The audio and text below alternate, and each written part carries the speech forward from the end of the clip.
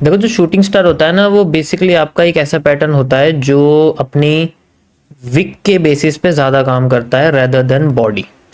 मतलब उसकी बॉडी इतनी इंपॉर्टेंट नहीं होती जितना आपका इसका विक होता है। ठीक है, ओके। सो दिखता कैसा है, जैसे आपके शूटिंग स्टार जो होते हैं इस तरीके से होते हैं।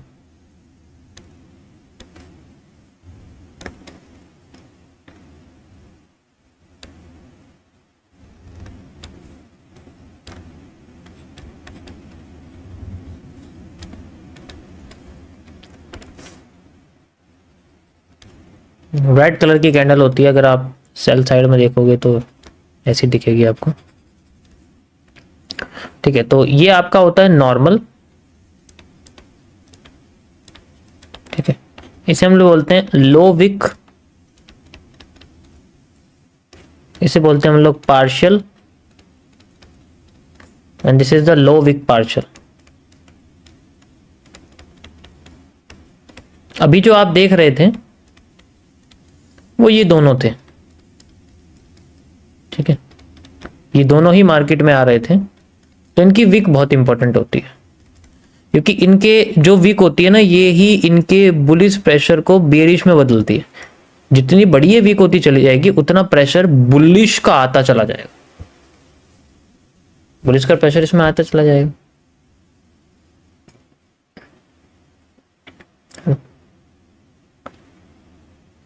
समझ आया?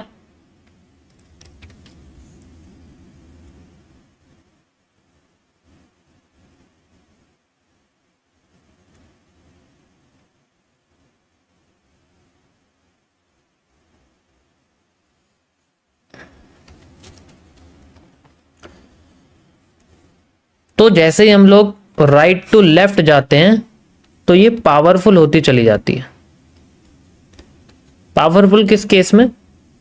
बेरिश प्रेशर में। ठीक है,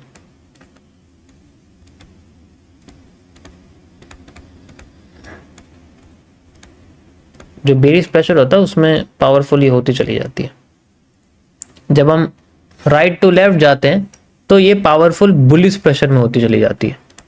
ठीक है, लेकिन जब हम राइट टू लेफ्ट जाते हैं तो ये बेरिश प्रेशर इसका पावरफुल इसलिए हो जाता है क्योंकि इसकी बॉडी बढ़ जाती है। बॉडी बढ़ने की वजह से इसमें हमें जो होल्डिंग वॉल्यूम है वो बढ़ जाता है। इसकी जो बॉडी बढ़ जाएगी तो इसका मतलब है कि इसका जो होल्डिंग वॉल्यूम है, जो सेलिंग होल्ड है, वो बढ़ जाती है। होल्डिंग वॉल्यूम इंक्रीज हो जाता है, इसकी वजह से ये बहुत ज़्यादा पावरफुल काम करती है।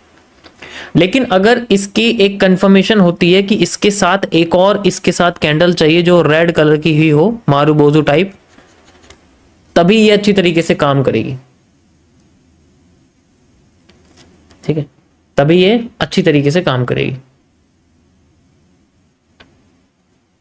Got it? अगर इसके बाद एकदम से कैंडल रिकवर करती है तो इसका मतलब बाइंग इसकी बॉडी में से अब बुलिश निकाल रही है। बाइंग इसकी बॉडी में से बुलिश कर रही है अपने आप को, और ये ज्यादातर इनके साथ ही होता है। ठीक है, जैसे ये रेड कैंडल है ना, तो बाइंग क्या करेगी, इसके अंडर से ही बुलिश होना शुरू कर देगी। एक बड़ी सी रेड कैंडल इतनी जल्दी क्यों रिकवर कर जाती है, सोचो, इसी रीजन की वजह से। एक बड़ी ग्रीन कैंडल क्यों रिकवर कर जाती है जल्दी, इसी रीजन की वजह से। लेकिन वो चलते हुए ट्रेंड में एकदम से गिरनी चाहिए, गिरती है तो रिकवर हो जाएगी क्योंकि उसने अपना वॉल्यूम किसी और जगह से उठाया, लेकिन अब उसी का वॉल्यूम बाइंग धीरे धीरे करके उठाना शुरू करेगी। कभी कभी अगली ही कैंडल उससे बड़ी बन जाती है, यानी कि देखा होगा आपने यहाँ पर। ठीक है, तो ऐसे केस में जो कैंडल बनती है ना, वो यही बनती है। जैसे ऊपर गई मार्केट, ऊपर गई, एकदम से नीचे गिर गई, तो ऊपर इसके वीक होती है, ऊपर वीक होती है, और यहीं से फिर मार्केट रिकवर करना शुरू कर देती है। ये रिकवरी यानी कि ये इसका पूरा एरिया खा जाती है, पूरा का पूरा एरिया खा जाती है, फुल एरिया इसका खा जाती है। बाकी इसकी लोकेशन मैटर करती है, ये की लेवल्स पे आनी चाहिए, और विद ए सेकंड कैंडल जो इसकी खुद की बेरिश हो उसके साथ ही आनी चाहिए, वरना ये भी मार्केट में one of the most powerful bullish engulfing बना देती है अगर इसके साथ ग्रीन कलर की मारुबोजू आ जाए। ठीक है, अगर इसके साथ आपको ग्रीन कलर की मारुबोजू दिख गई तो ये भी एक बुलिश एनगल्फिंग होती है, वो भी बहुत पावरफुल। और ये सभी के साथ है। एग्जाम्पल के लिए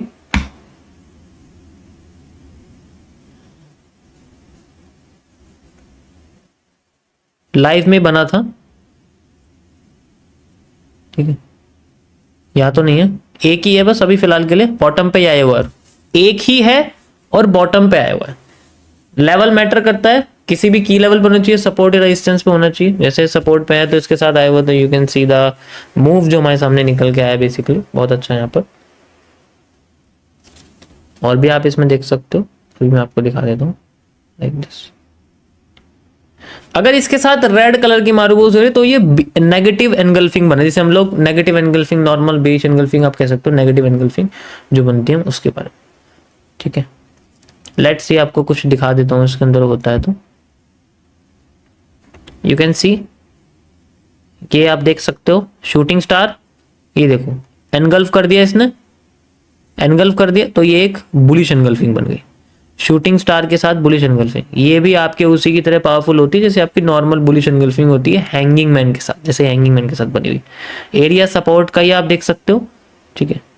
तो ये इस तरीके से आपकी काम करती है।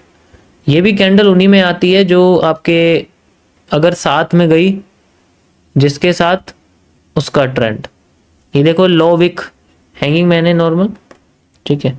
एंड यू कैन सी ये भी आपके सामने बना हुआ जिसको मैंने मोहरा बनाया हुआ है सपोर्ट के लिए, इसी को मैंने सपोर्ट का मोहरा बनाया हुआ है क्योंकि ये ट्रेंड के बाद है। इसको भी बनाऊंगा अगर मार्केट नीचे गिर गई, अगला मोहरा इसी को बनाऊंगा अगर मार्केट ज्यादा नीचे गिर गई तब, लेकिन अभी रेंज में तो अभी कुछ भी करने की जरूरत नहीं है, ठीक है। Got it. बाकी और भी आप देख सकते हो, बहुत ज्यादा आपको देखने मिले, जितना ज्यादा आप देखोगे उतना आपको जो है ये देखने को मिलेगी। यहाँ पर आप देख सकते हो ये बॉटम पे ही आपको ज्यादातर ये देखने में जो आपका कोई भी रिवर्सल एरिया होगा, रीटेस्टिंग एरिया होगा लाइक दिस, आप देख सकते हो, ठीक है। उस जगह पर आपको ये देखने को मिलेगी, रीटेस्टिंग पर ये ज्यादातर आती है एंड देन वहाँ यूज करती है।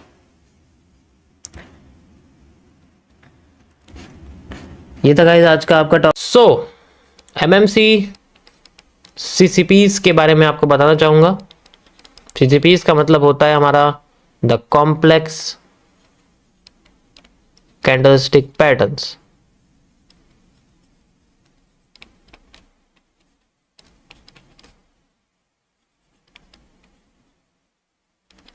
ये किस तरीके से काम करते हैं, इनका आज मैं आपको 7वां कैंडलस्टिक पैटर्न बता रहा हूं। पुराने लोगों को पता है लेकिन आपका रिवीजन हो जाएगा और नए लोगों को पता लग जाएगा।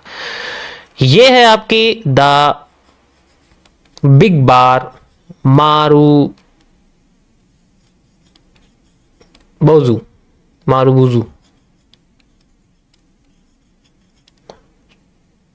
It is also known as the big bar. आप इसे बिग बार भी कह सकते हैं, ठीक है। मैं आपको इसमें इंडियन मार्केट के एग्जांपल दिखाने की कोशिश करूंगा, उसको आप ध्यान से समझना। मारू भूसू नहीं है ये, यार मारू भूसू क्यों लिख रहे हो तुम, मारू भूसू है ये। तुमने तो कैंडल का नाम और उसका धर्म ही चेंज कर दिया। और मैं आपको इसमें आज द ग्रीन मारूबोजू के बारे में बताना चाहूंगा, तो आप ग्रीन मारूबोजू समझ सकते हैं, ठीक है। द ग्रीन मारूबोजू हमारे पास रहेगा, किस तरीके से काम करता है आप इसको समझिए। देखिए मारूबोजू जो होते हैं वो बेसिकली आपके 4 तरीके के होते हैं। सबसे पहले आपके सामने आता है एक ऐसा, अरे ये कैसा पतला सा बन गया यार, इसको निमोनिया थोड़ी है, ये हुई ना बात। एक ऐसा, ठीक है, इसमें कुछ नहीं होता। उसके बाद एक और आता है, देखो इनकी बॉडी तो सबकी सेम सी रहती है, बस इनका जो विक्स की अलाइनमेंट है वो थोड़ी सी चेंज हो जाती है। You can easily C like this, जो विक होती है ना, विक, वो चेंज हो जाती है।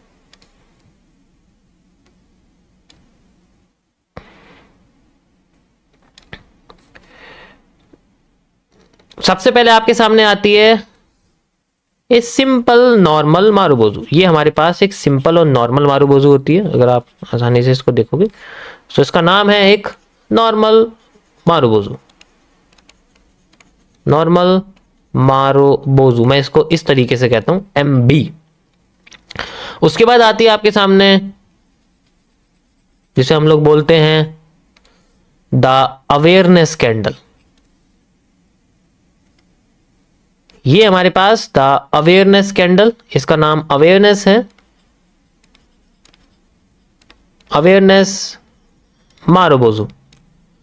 उसके बाद आदमी आते, उसके पास में जो बाद की कैंडल है उसको हम लोग बोलते हैं स्पिनिंग मारुबोजू, क्योंकि इसके दोनों साइड विक लाइंस होती हैं, इसलिए हम इसको स्पिनिंग मारुबोजू कहते हैं। ठीक है, this is called a spinning marubozu. And the last is inverted awareness, इसको हम लोग बोलते हैं द इन्वर्टेड अवेयरनेस। ठीक है, मेरी आवाज सबको साफ आ रही है? स्ट्रीम लैग तो नहीं कर रही है?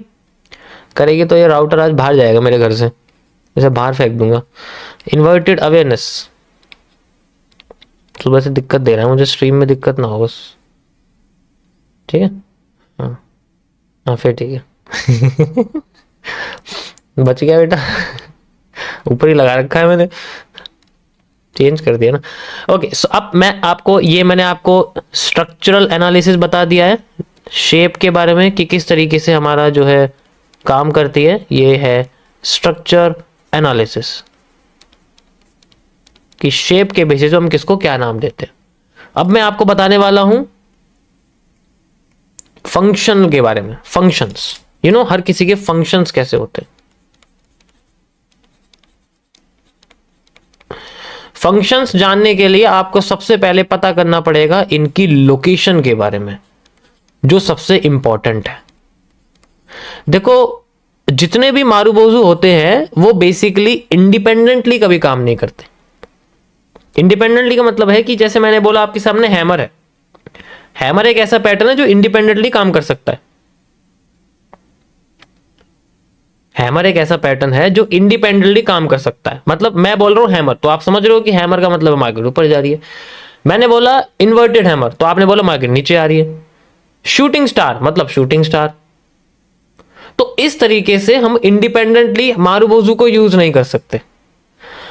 अगर हमें मारुबोजू को यूज करना है तो उसके साथ एक और एक्स्ट्रा कैंडल हमें चाहिए होती है, जिसके साथ वो एक कैंडल क्रिएट करता है। तो इसीलिए इसकी जो लोकेशन है वो हमेशा कंबाइंड रहती है किसी और कैंडल के साथ। तो हम इसको देख सकते हैं कॉम्बिनेशंस में। अब कंबाइंड में ये किसी भी जगह बन जाए उससे फर्क नहीं पड़ता, ध्यान से समझे। अगर ये कंबाइन हो रही है, जैसे मैंने बोला आपके सामने हैंगिंग मैन है मेरे पास, तो हैंगिंग मैन के साथ अगर मारुबोजू ग्रीन कलर का कंबाइन हो रहा है तो उससे फर्क नहीं पड़ता, ये कहीं भी बनाओ। अब हैंगिंग मैन कहीं भी बन रहा हो उससे फर्क नहीं पड़ता। मतलब मारुबोजू कहीं भी बन रही हो, हैंगिंग मैन की पोजीशन से फर्क पड़ता है। ये दोनों कहीं ऐसी जगह होने चाहिए जो कोई की लेवल है, जैसे किसी सपोर्ट पर हो, किसी रीटेस्टिंग लेवल पर हो, किसी एफबीजी पर हो, ऑर्डर ब्लॉक पर हो। वो सारे की पॉइंट हमको पता है कि कहाँ होते हैं। तो ये इंडिपेंडेंटली काम नहीं करेगा। तो इसीलिए मैं आपको सबसे पहला जो है इसके अंदर फंक्शन बताने वाला हूं, सबसे पहले वाले के साथ। जो सबसे पहला नॉर्मल मारुबोजू है वो किस तरीके से काम करता है उसको आप ध्यान से इसको देखना। ये जो हमारे पास नॉर्मल मारुबोजू है, यार हमें सॉरी गाइज, आपको ये गंदा सा ड्राइंग है दिख रही है। अब इसको देखना किस तरीके से होता है। तो इसके साथ हमेशा एक सेकंड कैंडल रहती है, कि जैसे ये हैंगिंग मैन के साथ बन रहा है, ठीक है।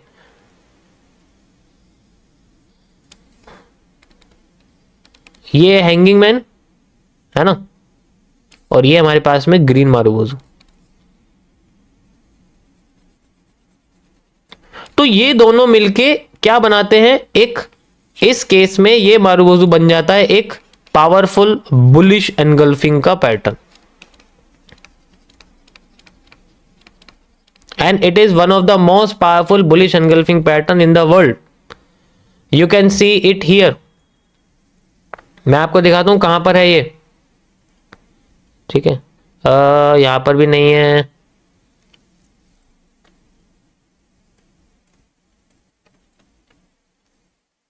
दिखाता हूं, रुको रुको, दिखेगी एक ना एक तो दिखेगी, ऐसा नहीं हो सकता ना दिखे। ये देखिए the best, one of the most powerful bullish engulfing pattern. समझ आ गया? तो इस तरीके से हमें ये पैटर्न देखने को मिलेंगे आपको, जो कि एक तरह से आपको बताएंगे कि भाई मार्केट अपने, ये मारूबोजू नहीं है, हमें मारूबोजू चाहिए उसके साथ आपको, ये अभी इसमें दिख नहीं रही, किसी और में भी चेक कर लोगे दिख जाएगी, ऐसी कोई बात नहीं है, बट मैं आपको किसी और मार्केट में दिखाता हूँ। गोल्ड में देखते हैं, गोल्ड में दिख जाए।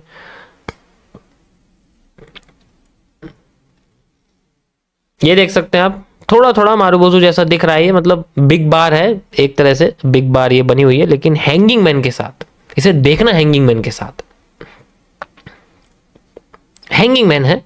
आप बॉडी अभी समझिए, मैंने आपको सिंपल वो बताया है, ठीक है, हल्का हल्का बस आप इसकी आप समझ सकते हो, ठीक है। तो ये पैटर्न आपको दिखेंगे उनके साथ ही, लेकिन आपको आइडेंटिफाई करना पड़ेगा। तो ये इस तरीके से बुलिश, यही सेम चीज आपकी जो है हर किसी के साथ होती है। यू कैन सी ये हर पैटर्न, ये आपकी नॉर्मल मारूबोजू के साथ भी बन सकता है, अवेयरनेस के साथ भी बन सकता है, स्पिनिंग के साथ भी बन सकता है, और इन्वर्टेड अवेयरनेस के साथ, मतलब चारों मारूबोजू के साथ हैंगिंग मैन अगर बनेगा तो ये तब भी बुलिश एनगल्फिंग ही माना जाएगा, क्योंकि इसकी कैरेक्टरिस्टिक्स अब उसके साथ कंबाइन हो चुकी है। अब इस केस में वो अपने आप को बुलिश एनगल्फिंग ही बनाएगा। हम अगर इंडिविजुअली देखते हैं तो उसका अलग मतलब होता है। इंडिविजुअली देखने के लिए इसके साथ हैंगिंग मैन नहीं होना चाहिए, कोई और पैटर्न होना चाहिए जो हैंगिंग मैन जैसा ना हो, अलग हो, ग्रीन कलर की बॉडी होगी, और उसके बाद ये इनमें से कोई चारों मारूबोजू बन रही है, तब एक अलग बात होती है, क्योंकि हम उसको इंडिविजुअली देख रहे हैं। लेकिन अगर ये किसी हैंगिंग मैन के साथ बनी हुई है, एक रेड कैंडल के साथ बनी हुई है, तो अलग होती है, ठीक है। अब कोई सी भी कंबाइन कर सकते हो, मैंने बोला ना चारों में से ये हैंगिंग मैन के साथ बनके बनते। अब बात करते हैं सेकंड मारूबोजू के बारे में, क्योंकि इसके बाद इसके बारे में कुछ ज्यादा खास इंफॉर्मेशन नहीं है। आप कह सकते हो कि ये एक बिग बार है, और ये मार्केट में ज्यादातर आपको आईएफसीज के साथ भी देखने को मिल सकती हैं। यानी कि जैसे मार्केट अपने आप को किसी भी कंडीशन से लेके जा रही है, तो मैंने इसमें आईएफसी का आपको एक्सप्लेन किया हुआ है, आई थिंक आपको याद होगा, मैं एक बार देख लेता हूँ यहाँ पर अगर किया हुआ है तो।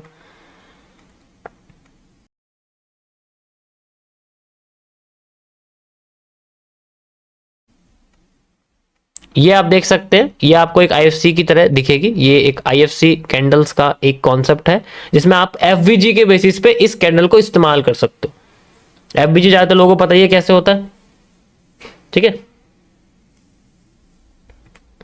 समझ आया?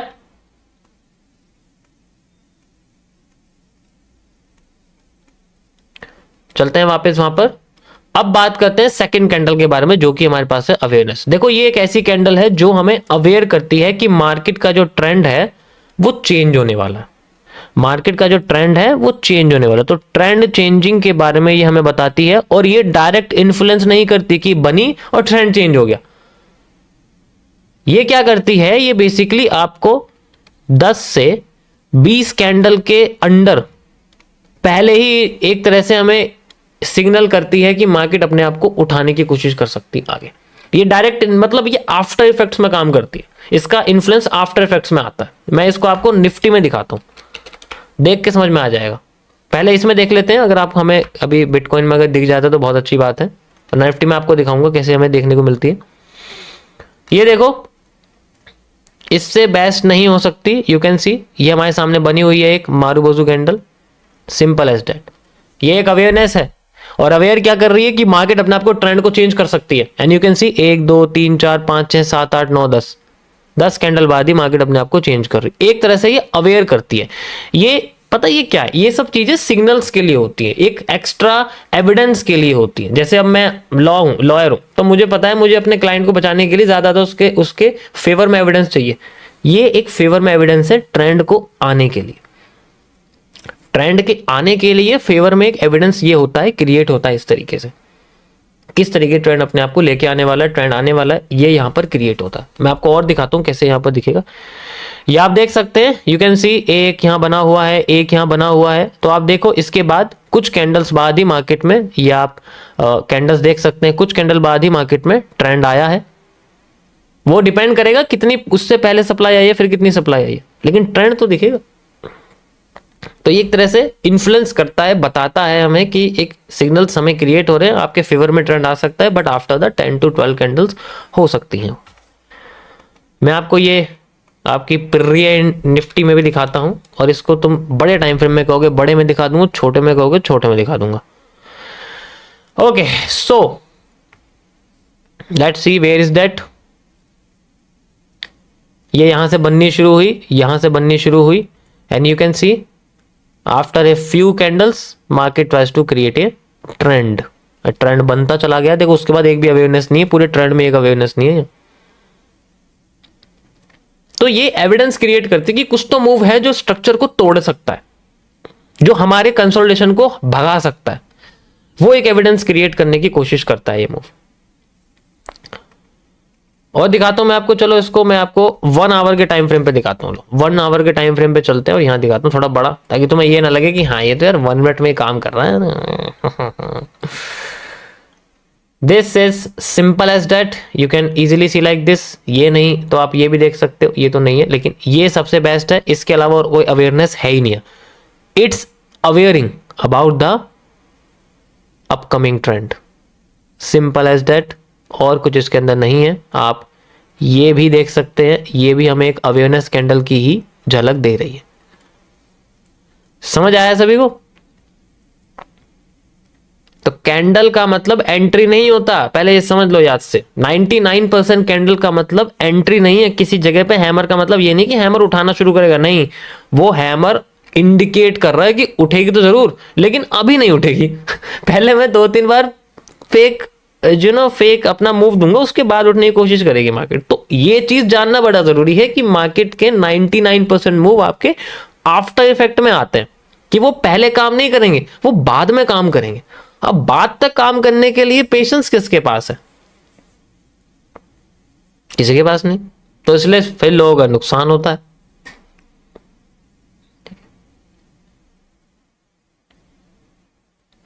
समझ आया? MMC phase 1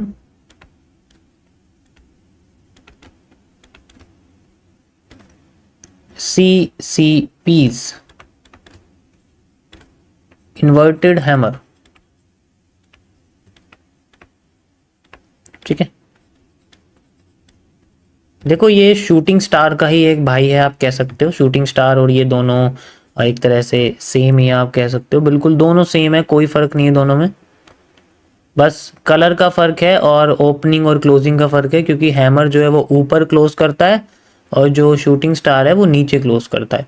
body shape function दोनों के बिल्कुल सेम है, एक जैसे, जैसे हैमर और हैंगिंग मैन के होते हैं, ठीक है, ऐसे ही इसके हैं। ओके, इन्वर्टेड हैमर बेसिकली आपका कुछ इस तरीके से होता है, मैं आपको दिखाता हूं। लाइक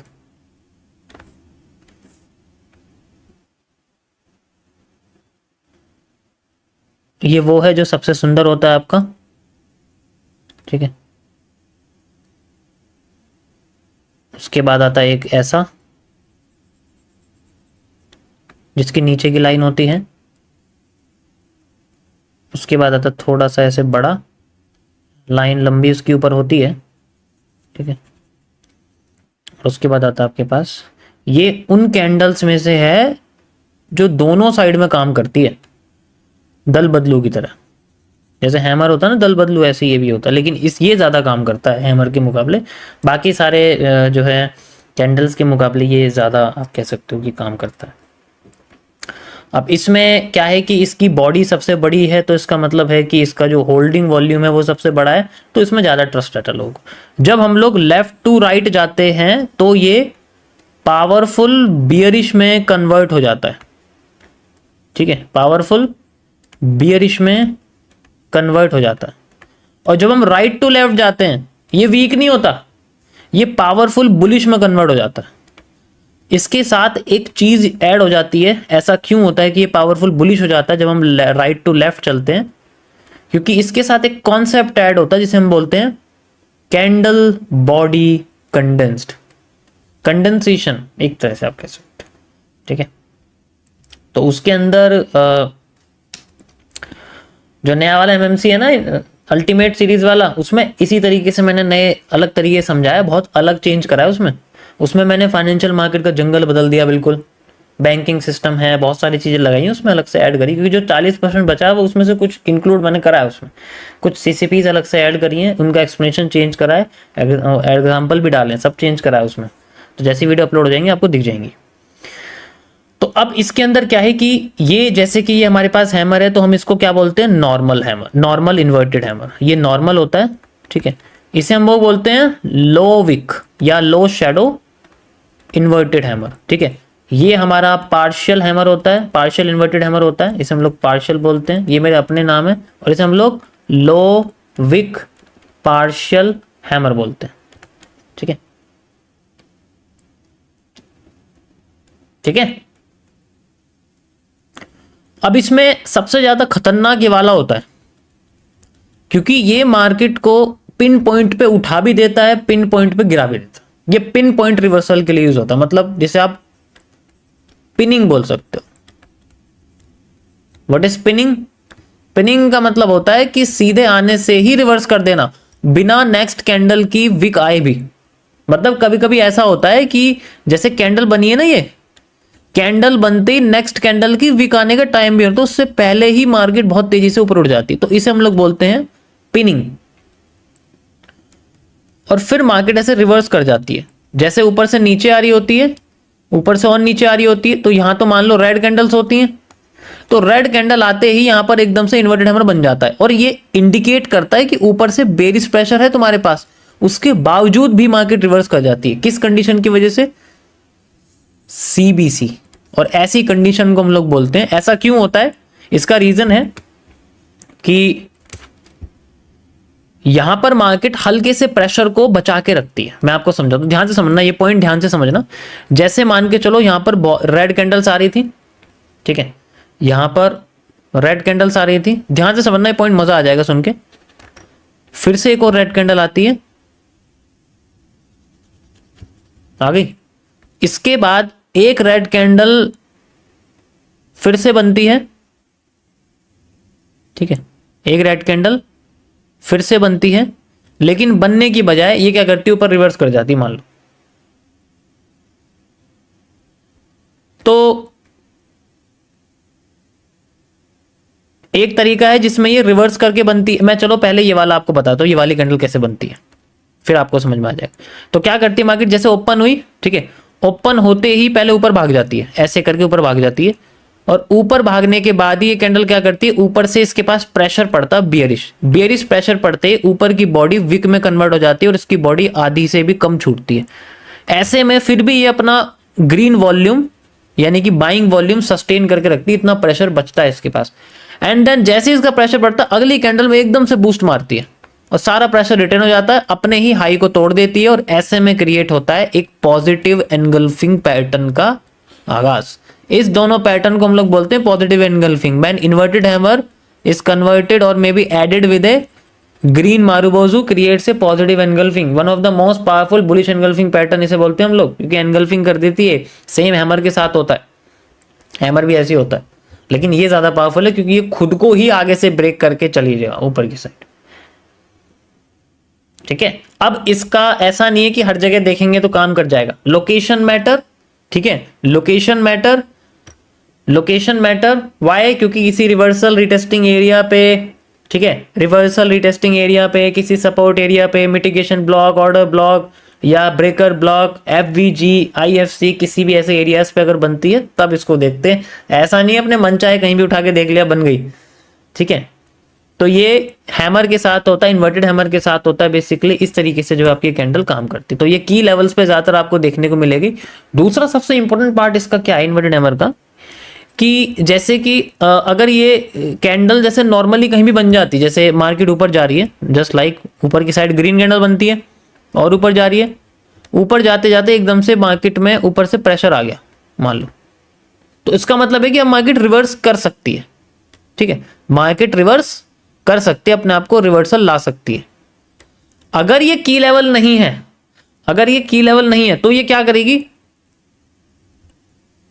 इतने ही एरिया को फिल करके रिवर्स कर देगी रेड कैंडल के साथ, इतने एरिया को रिवर्स करके फिल करके रेड कैंडल बना देगी, और फिर इतना सा एरिया बच जाएगा इसका गैपिज्म, गैप बच जाएगा, एक गैप बनाते ही नीचे बेरिश एनगल्फिंग बनाएगी, मार्केट नीचे आना शुरू कर देगी।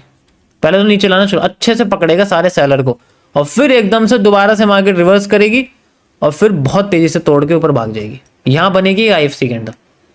ज्यादातर केसेस में ये होता है। समझ आया? सो इन्वर्टेड हैमर बड़ा ही कमाल का पैटर्न है मेरे हिसाब से, और इसमें ज्यादातर जो है हम यूज करते हैं इसको एक और पैटर्न के साथ।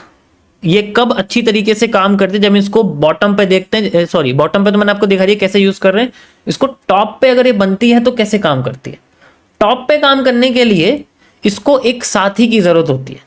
मैंने क्या बोला, मैंने शुरू में ही बोला कि ये हमारी डुअल डायरेक्शनल की तरह काम करती है। ये जब हम राइट टू लेफ्ट जाते हैं, जब इसकी बॉडी बढ़ जाती है तो थोड़ी पावरफुल हो जाती है बेरिश में, जब हम राइट टू लेफ्ट जाते हैं तो ये थोड़ी पावरफुल हो जाती है बुलिश में। तो नीचे की साइड जितनी पतली बॉडी वाली कैंडल होगी, उसकी विक हो या ना हो उससे फर्क नहीं पड़ता, उसकी विक ऊपर की लंबी होगी तो ये उतनी ज्यादा पावरफुल होगी बुलिश साइड में, क्योंकि ये लिक्विडिटी एब्जॉर्व करके बैठी है तो एकदम से स्वैप करने की कोशिश करेगी। ठीक है, स्वैप करने की कोशिश करेगी, लिक्विडिटी स्वैपिंग करेगी, वॉल्यूम मांगेगी। अब यहां पर इसे एक कैंडल चाहिए जिसे हम लोग बोलते हैं रेड मारुबोजू। इसे एक रेड मारुबोजू की जरूरत है। तो इनमें से कोई भी एक कैंडल अपने आप को बियरिश तभी बना पाएगी, ठीक है, अपने आप को बेरिश तभी बना पाएगी ज्यादातर केसेस में। पावरफुल बेरिश की बात करेंगे हम लोग, वीक बेरिश की बात नहीं करेंगे, जब ये किसी के साथ अटैच होगी। और ऐसे में रेड मारुबोजू सबसे बेस्ट कैंडल होती है जो इसके साथ मिलके बहुत अच्छा बेरिश एनगल्फिंग बनाती है। ठीक है, जस्ट लाइक टॉप आ गया है हमारे पास रिवर्सल एरिया और मार्केट ने यहां पर इन्वर्टेड हैमर बना दिया। देखो अभी मैं सिर्फ आपको कैंडल साइकोलॉजी बता रहा हूं, इसमें after effect, repeating of candle, candle evolution, ये सारे कॉन्सेप्ट मैंने अभी ऐड नहीं करे, इंफीरियर सुपीरियर कैंडल ऐड नहीं करा, सिंपल आपको बस कैंडल की साइकोलॉजी बता रहा हूं कैसे वो काम करती है।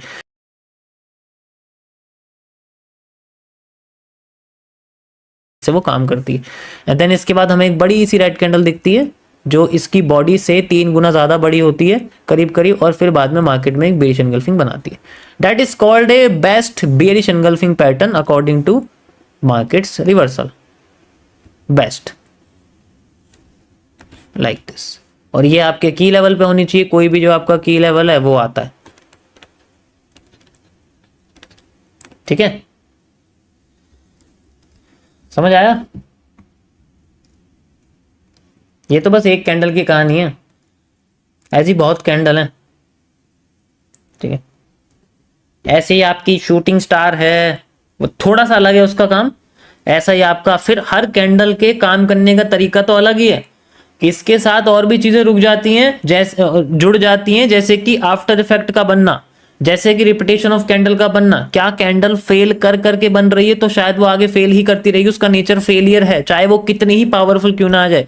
क्या कैंडल काम कर करके ऊपर उठ रही है तो उसका मतलब है काम करेगी चाहे वो कैसी ही आ जाए।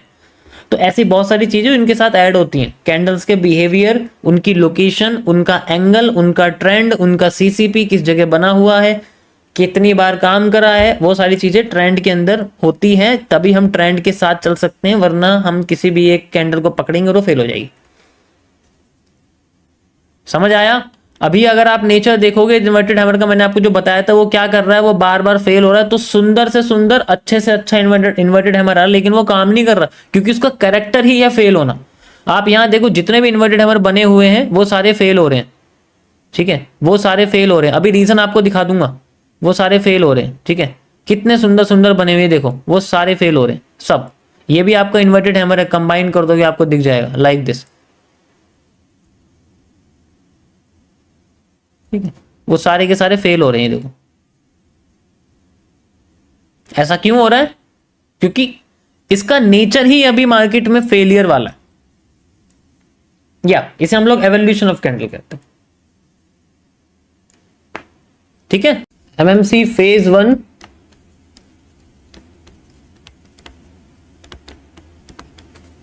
ठीक है, सीसीपीज, आज से आपके सीसीपी शुरू हुए हैं। मैंने इन सबको एक अलग क्राइटेरिया में डाला हुआ है जिसको मैं बोलता हूं कॉम्प्लेक्स कैंडलस्टिक पैटर्न्स। देखो ये बहुत इंपॉर्टेंट है।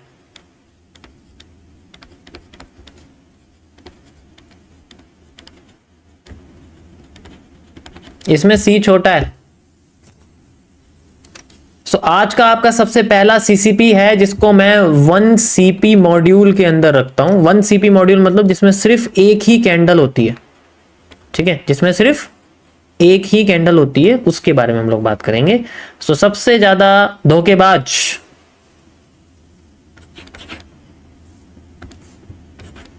हैमर,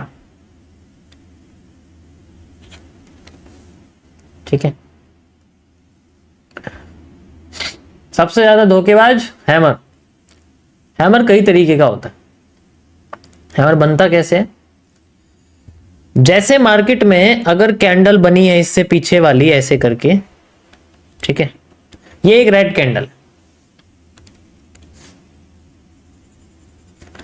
कैंडल का टाइम खत्म हो गया, अब नेक्स्ट कैंडल बन रही है। नेक्स्ट कैंडल बनते ही मार्केट में पहले क्या करती है, मार्केट पहले नीचे चली जाती है, नीचे चली गई। ऐसा क्यों करती है? क्योंकि वो अपने पिछले कैंडल के लो को तोड़ देती है।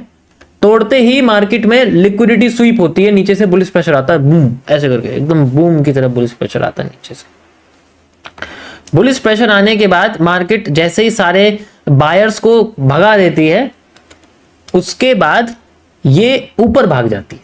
यानी कि इसकी जो बॉडी है वो किस तरीके से होती है? ये पहले रेड कैंडल बनती है नीचे, उसके बाद ये फिर ग्रीन कैंडल यानी कि ऊपर चली जाती है और नीचे पूरा हिस्सा एज ए लाइन छोड़ देती है और ये ग्रीन कलर की बन जाती है। जब ये ग्रीन कलर की बनती है, ऐसे पैटर्न को हम लोग हैमर कहते हैं।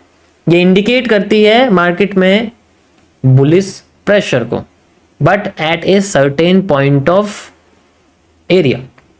कई सारे एरिया होते हैं, की पॉइंट्स ही डिपेंड करते हैं इसके कि ये मार्केट को उठाएगी या गिराएगी,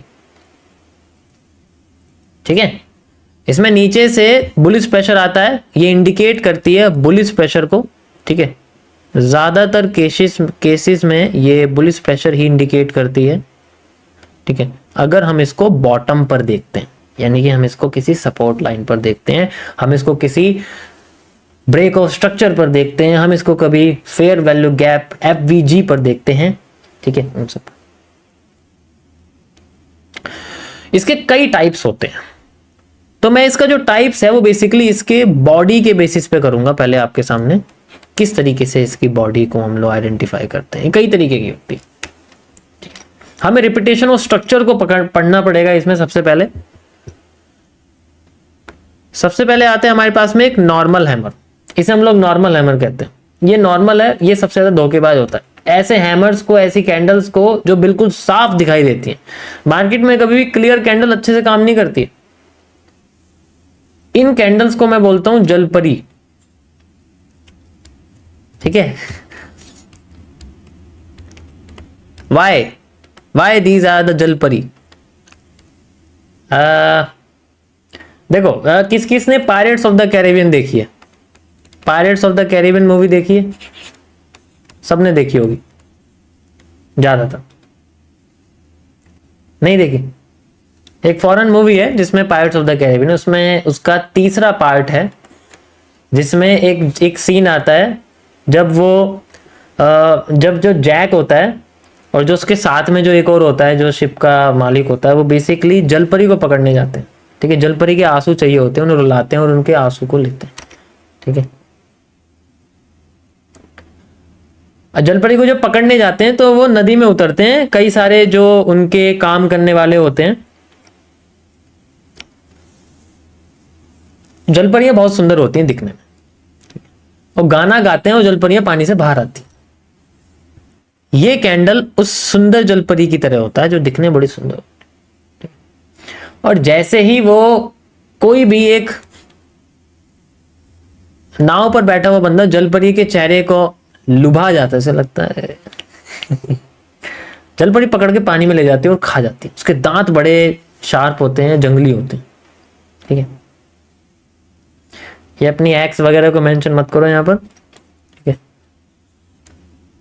इसी तरीके से हैमर होते हैं। इसी तरीके से कैंडल जिनकी शेप ऐसी होती है, तो लुभावने होते हैं बेसिकली। समझ आ गया? तो हमेशा इसी से याद रखना, ये बहुत आएंगे, बहुत आएंगे, ये ही आएंगे, आप ये समझो। ये ऐसी जगह पे बनेंगे जो मार्केट में सपोर्ट नहीं होगा, सपोर्ट से थोड़ी सी ऊपर होगा, ऐसी जगह पे बनेंगे एंड देन फिर मार्केट में फेक आउट करके फिर ऊपर चले जाएंगे। ऐसी कंडीशन को मैंने आफ्टर इफेक्ट बोला हुआ, जो कि मैं आपको आगे बताऊंगा। इसे नॉर्मल हैमर कहते हैं। देखो ये काम अकेला नहीं करेगा पहली बात तो। अगर आपने सोचा कि मुझे हैमर आते आप ऊपर उठ जाना, तो इस हैमर के साथ कभी काम नहीं कर सकते हम लोग। हमें अगर इस हैमर के साथ काम करना है तो हमें इसके साथ एक और कैंडल चाहिए, जो कि होनी चाहिए एक और बड़ी कैंडल। इसको बोलते हैं हम लोग मारुबोजू, जिसकी बॉडी बहुत बड़ी होती है। इसके साथ मिलके ये एक बहुत ही बेहतरीन कैंडलस्टिक पैटर्न बनाती है, इसमें बोलता हूं पॉजिटिव एनगल्फिंग। इसका नाम है पॉजिटिव एनगल्फिंग। अभी जो आपने लाइव में देखा वो यही था। मार्केट बार बार इसको यूज करती है। एक आईएफसी कैंडल का फॉर्मेशन पॉजिटिव एनगल्फिंग की वजह से होता है। अगर मैं इसके आगे एक और कैंडल लगा दूंगा ऐसे करके, इसे ग्रीन कर दूं, तो आपके सामने ये एक सिंपल एक आईएफसी फॉर्मेशन होगा। होगा या नहीं होगा? होगा, बिल्कुल। तो इसी को हम लोग पॉजिटिव एनगल्फिंग कहते हैं और ये मार्केट में बहुत अच्छे काम करती है, बहुत अच्छा काम करती है। इसको सही जगह पे देखना ज्यादा इंपॉर्टेंट है। हर जगह देखेंगे तो वही बात है, इंडिकेटर और हम में फर्क क्या रहेगा? जब वो हर जगह देख रहा है, वो कंसोलिडेशन में भी सिग्नल देगा। हम भी वही कर रहे हैं, हम भी कैंडल को वही देख रहे हैं जहां ये बन रही है, जहां भी बन रही है हम वही देख रहे हैं। इंडिकेटर में हमें यही फर्क है कि हम वहां देखेंगे जहां हमें लगता है कि ये काम करनी चाहिए। And those area are called the supports. इन पैटर्न्स के बनने का एरिया होता है सपोर्ट, जहां पर मार्केट सप्लाई खत्म कर देती है, जहां पर फेयर वैल्यू गैप आता है, जहां पर एफवीजी आता है, जहां पर ऑर्डर ब्लॉक आता है, जहां पर वगैरह वगैरह सारी की सारी वो चीजें आती है जो रीटेस्टिंग के लिए यूज की जाती है। उन जगह पे इनको देखा जाता है। इसे हम लोग पॉजिटिव एनगल्फिंग कहते हैं। तो कभी भी इस हैमर को देखोगे तो ज्यादातर इसके साथ ऐसा नहीं है। इसके ऊपर विक अगर आ गई तो इसे हम लोग बोलते हैं टॉप विक। ये भी सेम इसी की तरह होता है, लेकिन ये काम अकेला भी करता है ज्यादा, ये ज्यादा अकेला काम करता है। इसके बाद नेक्स्ट आता है हमारे सामने जिसकी बॉडी थोड़ी बड़ी होती है और ये one of the powerful hammer में आता है। इसे हम लोग बोलते हैं पार्शियल हैमर। इसकी बॉडी बड़ी होती है और इसकी विक थोड़ी सी छोटी होती है। ठीक है, मतलब बॉडी विक से थोड़ी बड़ी होती है। ये बहुत पावरफुल हैमर है और ये बहुत अच्छा काम करता है। इसको किसी थर्ड पार्टी कैंडल की जरूरत नहीं है, सेकंड कैंडल की जरूरत नहीं है। अगर ये आ गया तो उसका मतलब मार्केट बुलिश ही है। लेकिन बेसिकली इसका वही है, की पॉइंट्स पे आना जरूरी है। सेम इसी के जैसा होता है जब इसके ऊपर एक और विक आ जाती है। इसे हम लोग टॉप विक पार्शियल हैमर कहते हैं। अब मैं ये सारी कैंडल्स आपको पहले चार्ट पे दिखाता हूँ, वहां पर आपको समझ में आ जाएगा कैसे बनेगी। लाइव से ही दिखाता हूँ आपको बनाना। सबसे पहले यहाँ आते हैं हम लोग। ये देखो आपके सामने बना हुआ एक top wick hammer, normal top wick hammer है। इसके साथ आपके पास एक पॉजिटिव एनगल्फिंग बनी हुई है, बेस्ट जगह पर है, आप देख सकते हो। भाई सपोर्ट पे बनी हुई है ना यार, ये सपोर्ट नहीं है क्या? नीचे लो तोड़ते सपोर्ट बन गया, फिर ऊपर जा रही है, दैट्स इट। बाकी इसमें और तो नहीं बना हुआ, यहां आप देख सकते हो। एंड यू कैन सी, देखो ये हमारे सामने अभी ये भी बना हुआ है। ये देखो ये बना एंड मार्केट में देखो मूव आया। लेकिन ऐसे हम कहीं भी नहीं ढूंढ सकते इसको। ये ऊपर नहीं होनी चाहिए, नीचे होनी चाहिए। बेसिकली नीचे होनी चाहिए, सपोर्ट पे बननी चाहिए, रीटेस्टिंग लेवल पे बननी चाहिए। समझ में आया कुछ?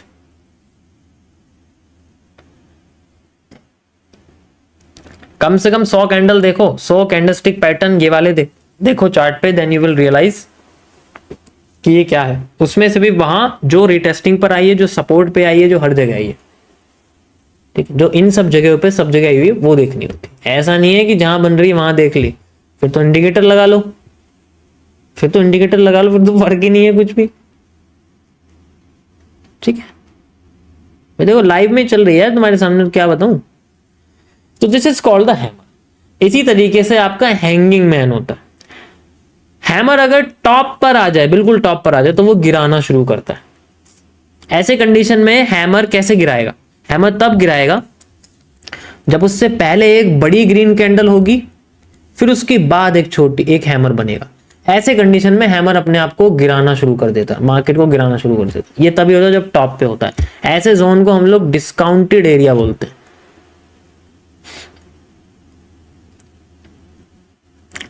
अब दिवाली पे कपड़े लोगे तो फटे हुए निकलेंगे, ठीक है, अब वो भी अनब्रांडेड, किसी पुरानी मार्केट के पुल के नीचे से। तो कोई एक निकल गया तो ठीक है, हैमर काम कर गया तो ठीक है, वरना तो सारे टॉप के ही मिलते हैं।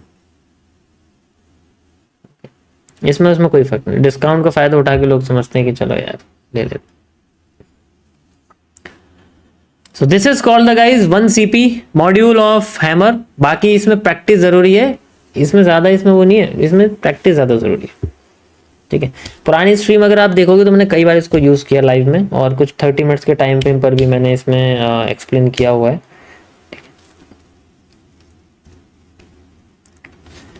This is your topic guys, I hope आप लोगों को समझ में आया होगा हैमर के बारे में सारी कहानियां। बाकी इसके कई सारे और चीज़ें भी हैं जो मैं आपको आगे बताता रहूँगा कुछ कुछ चीज़ों में। ठीक है, कैसे काम करता है कैसे नहीं। बस एक टॉपिक और बच गया इसका जो मुझे बताना है, जो आगे सब में काम करेगा। ठीक है, और वो टॉपिक है कि अगर हैमर फेल कर जाए सपोर्ट पर, if hammer fail eight support, ठीक है, तब क्या करना पड़ेगा। ऐसे कंडीशन में अगर मार्केट नीचे आ रही है और नीचे आती जा रही है और नीचे आती जा रही है और फिर एकदम से हैमर बन जाता है हमारे पास में ऐसे। अब हैमर बनते ही मार्केट थोड़ी ऊपर जाती है और ऊपर से मार्केट में प्रेशर आ जाता है और फिर से ये नीचे आ जाती है, आके फिर से इसको फेल कर देती है। फेल करने के बाद ही मार्केट में एक और हैमर बन जाता है और यहीं से उड़ जाती है। This is called after effect, इसे हम लोग आफ्टर इफेक्ट कहते हैं। अब हैमर फेल हो जाता है उसके बाद एक हैमर बनता है जो कि मार्केट में ज्यादातर काम करता है, इसी को हम लोग आफ्टर इफेक्ट कहते हैं। एग्जांपल के लिए कल की स्ट्रीम आप देख सकते हो, मैंने इसमें कल बात करा भी था हैमर को, ये देखो आप, ये आफ्टर इफेक्ट है जो मैंने करके दिखाया था। तो किया इसमें बॉटम पे भी था, अभी स्क्रीनशॉट सिर्फ टॉप का आया हुआ है। ठीक है, नीचे कल की स्ट्रीम देख सकते हो जिन्होंने देखी, उसके अंदर मैंने करके दिखाया। ठीक है, ये एग्जैक्ट कैंडल पकड़ने के तरीके हैं। वैसे तो ये बहुत मुश्किल होते हैं, बट जोन ज्यादा इंपॉर्टेंट है, स्ट्रक्चर ज्यादा इंपॉर्टेंट, जो कि आगे जाके मैं इसको सिंपल कर दूंगा बहुत। ये तो बस ये है कि हाँ इंडिकेट हो गया भाई हैमर आ गया, चलो वेट करते हैं थोड़ा सा। मार्केट में डब्ल्यू बन गया, चलो वेट करते हैं थोड़ा सा। मार्केट में डब्ल्यू क्रॉस हो गया, चलो वेट करते हैं थोड़ा सा। अब रिटेस्टिंग होगी, अब वेट नहीं, अब मार्केट में दोबारा से रिटेस्टिंग होनी, रिवर्स रिपीटेशन होना चाहिए कैंडल्स का। जो कैंडल बॉटम पे आई थी वही दोबारा रिटेस्टिंग पे आ गई, देन वी हैव मूव, वहीं से मार्केट में होगा। ओके ओके गाइस, सो हम लोग पढ़ने वाले हैं एमएमसी फेज 1। ठीक है, तो हमारे पास है सीसीपीज, कॉम्प्लेक्स कैंडलस्टिक पैटर्न्स, और 1 CP मॉड्यूल का हमारे पास ये पार्ट है जिसका नाम है हैंगिंग मैन। अब मैं आपको बताऊंगा कि कैंडल्स कौन से टाइम फ्रेम पे सबसे ज्यादा काम करती है। ठीक है, अपने लोगों के टाइम फ्रेम कौन से, मतलब बनती तो सब में, लेकिन काम किस में सबसे ज्यादा करती है। ठीक है, ओके, हैंगिंग मैन्स। मैं जितने भी आपको कैंडलस्टिक पैटर्न बता रहा हूं, सबसे पहले तो ये आइडेंटिफाई करना है कि ऑलवेज कैंडलस्टिक पैटर्न का जो मतलब होता है उन्हें हम लोग सुपीरियर यानी कि मेजर टाइम फ्रेम्स में देखते हैं। You know major time frames कौन से होते हैं?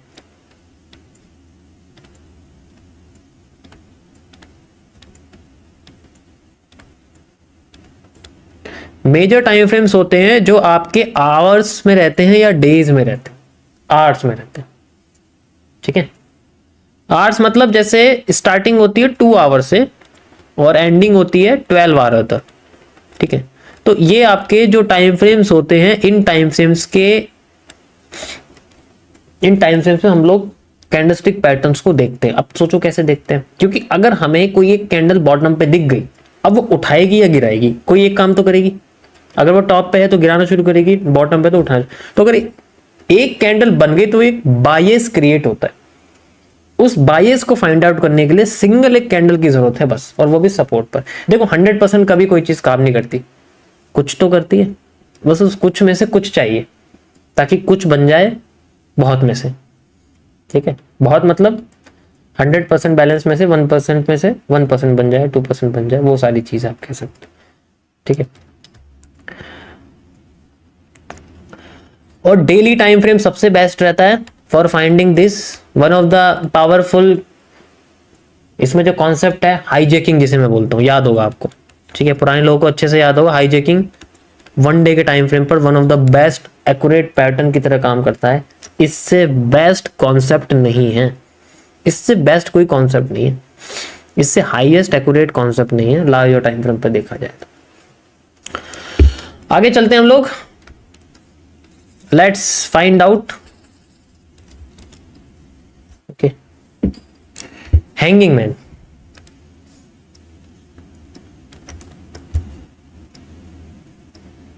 देखो, हमेशा एक कैंडल को उसके साथी के साथ देखा जाता है, तभी वो ज्यादा पावरफुल रहती है, और लोकेशन मैटर करती है। हैंगिंग मैन किसी भी जगह पर बने, जिन्हें हम लोग की लेवल्स बोलते हैं, ये भी आप अच्छे से जानते हो, ठीक है। की लेवल्स जैसे कि हमारा कोई भी सपोर्ट हो गया, ठीक है, कोई भी रेजिस्टेंस हो गया, कोई भी FVG हो गया, ठीक है, एंड कोई भी रिवर्सल या रीटेस्टिंग हो गया। मैं दोनों को इससे नाम रखूं।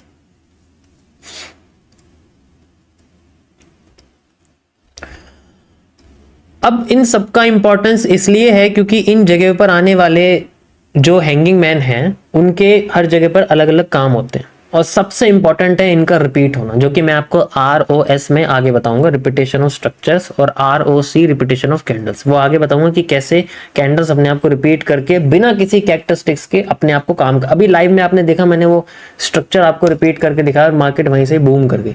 यही तो था अभी जो मैंने आपको दिखाया, ये रिपीटेशन ऑफ कैंडल्स है। जैसा वो वहां काम कर रही है ऐसा यहाँ काम कर रही है, हमने इसी का इस्तेमाल करा और डबल डिमांड यहाँ ले ली, डेट्स इट। और अभी फिलहाल के लिए मैंने सेंट्रल जोन यूज करा, यहाँ देखो सेंट्रल जोन से मार्केट ने डबल डिमांड ले ली with the help of positive engulfing. कल मैंने बताया हुआ आपको, you can see the move. इसी तरीके से हमारे पास जो हैंगिंग मैन है बेसिकली, वो कैसे काम करता है इन सब लेवल्स पे।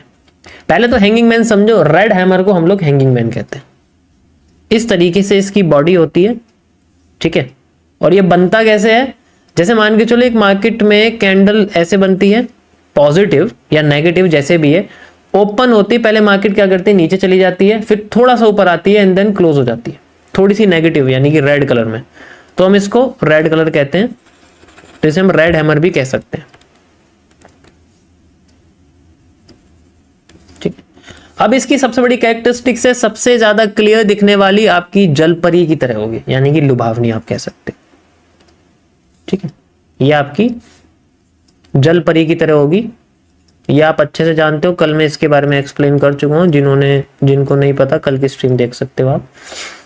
अभी अकेली नहीं, इसको अकेला देख के हम ये नहीं पता कर सकते, अगर ये सपोर्ट पे है तो ये उठाना शुरू करेगी। हैंगिंग मैन उठाता है जब सपोर्ट पे रहता है, याद रखना। रेजिस्टेंस पे रहती है तो गिराना शुरू करेगी, FVG पे रहती है तो उठाना शुरू करेगी, रिवर्सल या रिटेस्टिंग पे रहती है तो दोनों चीज कर सकती है, डिपेंड करता है कि इसके साथ जो कैंडल है वो कैसी है। अब हैंगिंग मैन के साथ अगर एक और रेड कैंडल बनती है ऐसे करके, तो अगर ये पैटर्न हमारे सामने बना हुआ है और ये किसी रिटेस्टिंग पर है, किसी रेजिस्टेंस पर है, या किसी नेगेटिव FVG, इन्वर्जन FVG आप कह सकते हो, उस पर है, तो ऐसे केस में इस पैटर्न को हम लोग बोलते हैं नेगेटिव एनगल्फिंग, ठीक है, इसको बोलते हैं हम लोग नेगेटिव एनगल्फिंग, और ये मार्केट में बियरिश मूव दिखाती है। तो सिंगल हैंगिंग मैन यूज करना बेकार है, इसको हमें एक और मारूबोजू के साथ यूज करना पड़ेगा, जिसकी बॉडी इससे बड़ी हो और इसके लॉ को क्रॉस कर दे, एनगल्फ कर दे नीचे की साइड, ठीक है, तो इसे हम लोग नेगेटिव एनगल्फिंग कहते हैं। It is one of the most powerful bearish pattern. Bearish engulfings में आता है ये, लेकिन बियरिश एनगल्फिंग नहीं है, ये नेगेटिव एनगल्फिंग है। बियरिश एनगल्फिंग में ये कैंडल ग्रीन होती है। इसके लिए मैं आपको चार्ट पे लेके चलता हूँ and you will find out ये किस तरीके से काम करती है। एग्जाम्पल के लिए आप यहाँ देख सकते हो, ठीक है, ये आप देख सकते हो, ठीक है, ये बना हुआ है, ये एक तरह से आपका है, लेकिन ये लोकेशन थोड़ी सी आप देख सकते हो सपोर्ट पे है, सपोर्ट पे काम, थोड़ी रेजिस्टेंस पे बात करी है मैंने, ऐसे कहीं भी बन जाएगी, इसको यूज नहीं कर सकते हम लोग। आई विल शो यू जो भी रेजिस्टेंस बनते हैं उस पर कैसे काम करती है ये, ठीक है। So hanging man with a red marubozu कैसे दिखेगी, कैसे काम करेगी, उसके बारे में हम लोग बात करते हैं। Let's find out. You can see this, ये देखो, दिख रही है आपको, ये पूरी की पूरी कैंडल बनी हुई है यहाँ पर। अब ये बनी कहां हुई है ये देखना पड़ेगा। This is formed as the breakout. इसने क्या करा है, यहां पर ब्रेक डाउन कर दिया, बेसिकली तोड़ दिया नीचे, तो हम इसको एनगल्फिंग कंसिडर कर सकते हैं। अगर ये सेंट्रल एरिया पे होती तो इसको नहीं मानते, सेंट्रल एरिया पे नहीं मान सकते। ये ब्रेकआउट करके नीचे गिर रही है, तो यहां पर एस आर या आर आर इंटरचेंज हो रहा है, ठीक है। सेम इसी तरीके से बना हुआ है। वैसे तो ज्यादातर ये जो पोर्शन है इसे हम लोग शूटिंग स्टार के साथ यूज करते हैं, बट ये भी एप्लीकेबल है, ज्यादातर मार्केट में ये चीज काम करती है, ठीक है। Just like this you can see again, ये देखो ये हमारे सामने बना हुआ है, एंड ये दोबारा से इसने लॉ क्रॉस करा है with the help of hanging man with the red marubozu, and you can सी यहां से यहां तक की सप्लाई, यहां से यहां तक की सप्लाई एग्जैक्ट सेम है। फिर मार्केट उठ गई, नहीं दिख रही उठी हुई, अब देखो उठ गई। That's how we can use, ठीक है, समझ आया? सिंपल है ये। बट इसमें क्या है कि ज्यादातर जो इसमें जो मार्केट में आपको पैटर्न दिखेंगे ना, वो हैंगिंग मैन के साथ नहीं दिखेंगे, वो शूटिंग स्टार के साथ दिखेंगे। कल मैं आपको शूटिंग स्टार समझाऊंगा ना, तब ये अच्छे से दिखाऊंगा, क्योंकि हैंगिंग मैन के साथ मारूबोजू आसानी से बनती नहीं है, रेड वाली वो रेयर में आती है, इसलिए आपको हर जगह दिखेगी नहीं। तो इसके साथ ये बहुत रेयर है, आप कह सकते हो कि ये रेयरेस्ट में आती है, और ज्यादातर ये आप कह सकते हो कि मार्केट में या तो इंटरचेंजेस पे या रेजिस्टेंस पे दिखेगी। सपोर्ट पे बन रही है तो सपोर्ट क्रॉस करनी चाहिए। ये सपोर्ट का मतलब यही तो है कि क्रॉस करेगी तभी तो नीचे आएगी। अगर सपोर्ट पे बन के क्रॉस नहीं कर रही, आईएफसी नहीं बना रही, यानी कि जो मारूबोजू है वो ब्रेक डाउन नहीं कर रही है, तो उसका कोई फायदा नहीं, तब ये फेक हो सकती है। अब बात करते हैं, अगर इसके साथ हमें मान लीजिए इसके साथ हमें रेड की जगह ग्रीन कैंडल दिखती है, और वो भी marubozu, and that is called A bullish engulfing. इसे हम लोग बोलते हैं बुलिश एनगल्फिंग। ये ग्रीन मारूबोजू होती है, ठीक है, ये रेड हैंगिंग मैन होती है, और इन दोनों के पैटर्न्स को हम लोग बोलते हैं बुलिश एनगल्फिंग। ये तो आप अच्छे से जानते ही। ये दिखने में सिंपल लग रही है, ये दिखने में बहुत सिंपल लग रही है, ठीक है। जब सामने आती है ना तब ऐसा लगता है फेक है, लेकिन जब वहीं से काम कर जाती है ना, तब अफसोस होता है, काश बुलिश एनगल्फिंग दिख जाती तो मुझे इसके अंदर छुपा हुआ हैमर दिखाई देता। Because if we combine this pattern, अगर हम इन दोनों को कंबाइन करते हैं तो नीचे से रेड कैंडल ग्रीन कैंडल का हिस्सा खा जाती है, न्यूट्रल हो जाता है, ऊपर का हिस्सा बचता है। तो अगर मैं इसको कंबाइन कर दूं तो इसका ऊपर से यहां तक का एरिया ग्रीन बचता है, नीचे का सारा एरिया विक बन जाता है। That is how the hammer works. तो एक बुलिश एनगल्फिंग के अंदर एक हैमर छुपा रहता है, इसलिए ये पॉजिटिव की तरह काम करती है। ये एक कंपाउंड है जो दो एलिमेंट से मिलकर बनता है। एक एलिमेंट आपका आप कह सकते हो हैंगिंग मैन है, एक एलिमेंट आपका आप कह सकते हो मारूबोजू है, ग्रीन मारूबोजू। तो ये दोनों मिला के हैमर बनता है जो कि इसके अंदर छुपा हुआ रहता है। दैट इज हाउ ये है CCC, कैंडल कॉम्बिनेशन कॉन्सेप्ट। हर जगह पर यूज करता हूं मैं इसका, ठीक है, समझ आया? और ये कहां, इसको कहां देखते हैं हम? इसको देखते हैं ज्यादातर सपोर्ट्स पर, रिटेस्टिंग्स पर, और साथ ही साथ FVG पर, फेयर वैल्यू गैप पर, ठीक है, ओके। चार्ट पे दिखाता हूं आपको। One of the most powerful bullish engulfing pattern है, लिख देता हूं मैं आपके सामने। ये one of the most powerful bullish engulfing patterns में आता है। अगर हैंगिंग मैन मारूबोजू के साथ कनेक्ट हो गया और इसने रिपीट कर दिया, one of the most powerful bullish engulfing pattern ये बनता है। चार्ट पे दिखाता हूं, समझ में आ जाएगा। You can see this zone, ध्यान से देखो, यहां पर आपके सामने ये सप्लाई है, यहां से यहां तक की सप्लाई है। डिमांड डबल होते ही सप्लाई आधी हो गई। You can see the supply and this is the half supply of this. Supply आधी हो गई, आधी सप्लाई होते ही कहां आया है? बुलिश एनगल्फिंग आया है। हाफ सप्लाई में बुलिश एनगल्फिंग आया है। One of the most powerful bullish engulfing pattern, you can see the demand, best demand,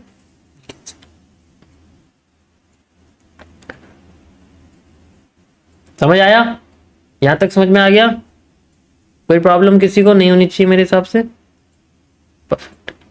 अब इसको हर जगह यूज नहीं कर सकते क्योंकि एरिया बनना भी ऐसा चाहिए जो हमें लगे कि हाँ लॉजिकल है। अब तुमने कहीं भी इसको देखोगे अगर कैसे काम करेगा, फिर हम में और इंडिकेटर में फर्क थोड़ी। मैं कह रहा हूँ इंडिकेटर बना के भाई एक ऐसा इंडिकेटर लगाओ जिससे मुझे बुलिश एंगेजमेंट पता लग जाए। अब वो तो बेवकूफ है, वो तो हर जगह दिखाएगा, लेकिन हमें कहाँ फाइंड आउट करना, हमें इन लेवल्स को देखना है।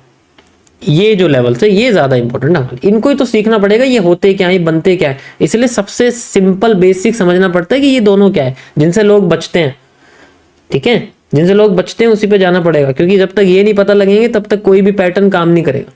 इन जोन्स को इन कैंडल के साथ कंबाइन कर दो, दैट्स इट, काम हो गया। थोड़ा सा रिपीटेशन ऑफ कैंडल देखना पड़ेगा, थोड़ी सी सप्लाई डिमांड एंड बात। यही तो कर रहा हूं मैं पिछले 350 दिनों से, और क्या कर रहा हूं। बस ये है कि वो ऑब्जर्वेशन थोड़ी सी है तो इस वजह से मैं दूर से दिख जाता है क्या है क्या नहीं है। ठीक, but you can also see this. Okay,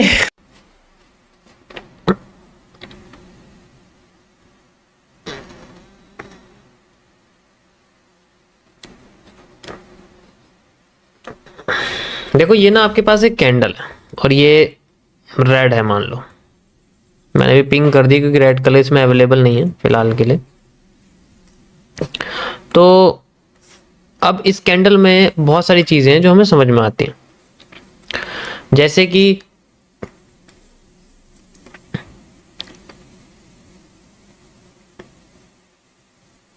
ये जो हिस्सा है ये इसका आपका होल्डिंग वॉल्यूम है, जो कि आप अच्छी तरीके से जानते हो। ओके, ये वाला हिस्सा इसका क्या है, बुलिश एरिया, बुलिश प्रेशर।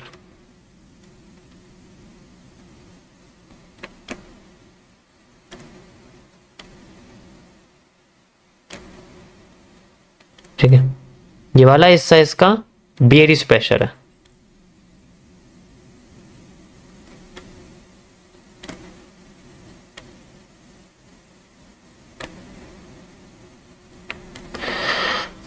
अब समझ में कैसे आएगा कि कैंडल की डायरेक्शन क्या है। कैंडल की डायरेक्शन क्या है ये तो हम जानते हैं। चलो इसकी लोकेशन जो है वो मैटर करती है, कि इसकी जो लोकेशन है वो जनरली आपकी किसी भी की पॉइंट पे होनी चाहिए। अब की पॉइंट तो कई सारे होते हैं, जैसा कि मैंने आपको बताया, जो की पॉइंट है वो बहुत सारे होते हैं, कोई भी हो सकता है, सपोर्ट हो सकता है और रिवर्सल एरिया हो सकता है, एफवीजी हो सकता है, कुछ भी हो सकता है। लेकिन हम इसकी शेप को देख के कई सारी चीजें इसके अंदर प्रिडिक्ट कर सकते हैं। सबसे पहले यह है कि इसके अंदर जो ये आपको रेड हिस्सा दिख रहा है, ये होल्डिंग वॉल्यूम, इसका मतलब है ये सेलर्स का ट्रस्ट है। सेलर्स ट्रस्ट है कि अगर ये बॉडी रहेगी तब तक वो बेचते रहेंगे। अब अगर ये बॉडी अगली कैंडल में छोटी हो जाए,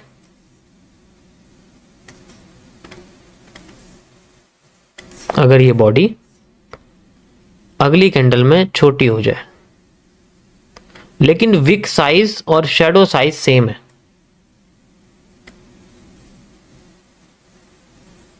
तब क्या करोगे। सिर्फ बॉडी छोटी हुई है, ऊपर की विक और नीचे की शेडो दोनों सेम है, दोनों में कोई फर्क नहीं है, ये भी सेम है, ये भी सेम है। अब क्या करोगे।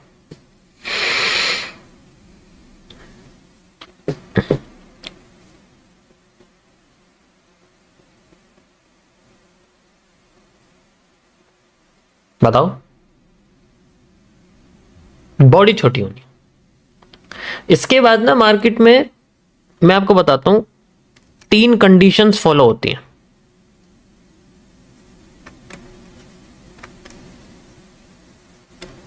ठीक है, जिसमें से सबसे जो पहली कंडीशन होगी आपकी वो होगी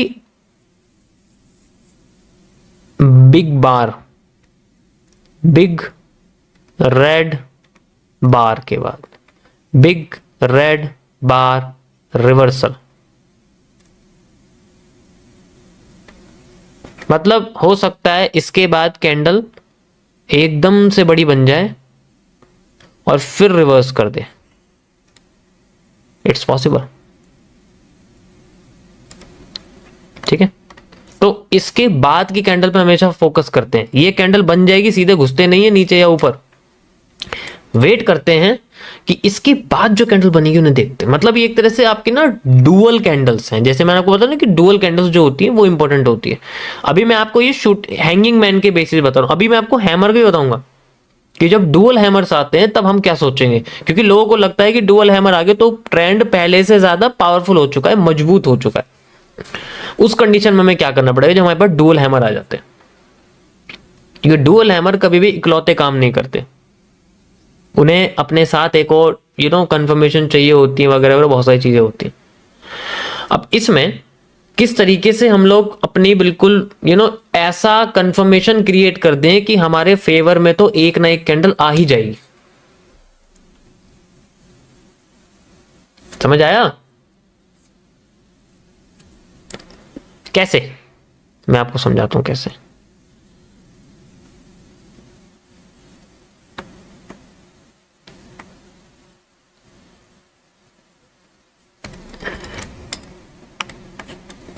जैसे मान लो मैंने ना यहां पर एक आपके सामने एक हैमर बनाया,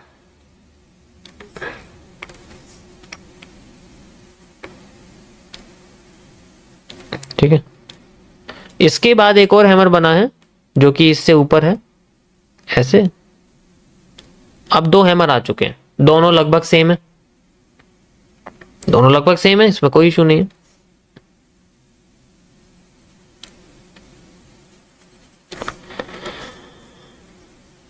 और मार्केट अपने, आप कह सकते हो, किसी सपोर्ट पर है।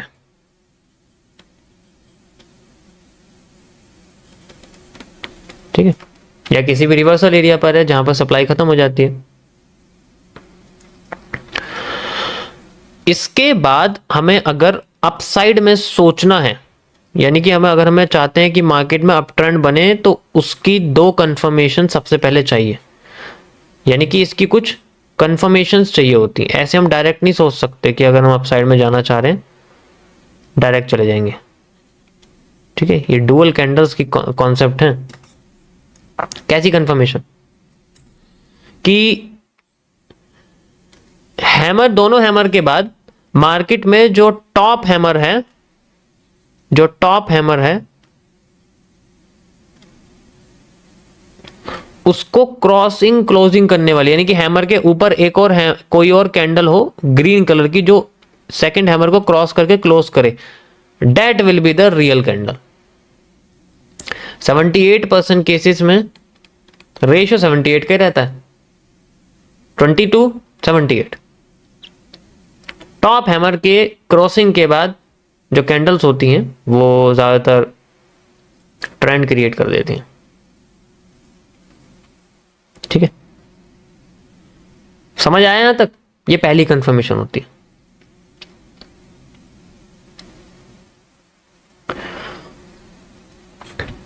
दूसरी देखो, आप अगर ना इसको इंडिविजुअली मत सोचो, जैसे मैंने बोला कि ये हैमर है, ये पार्शियल हैमर है।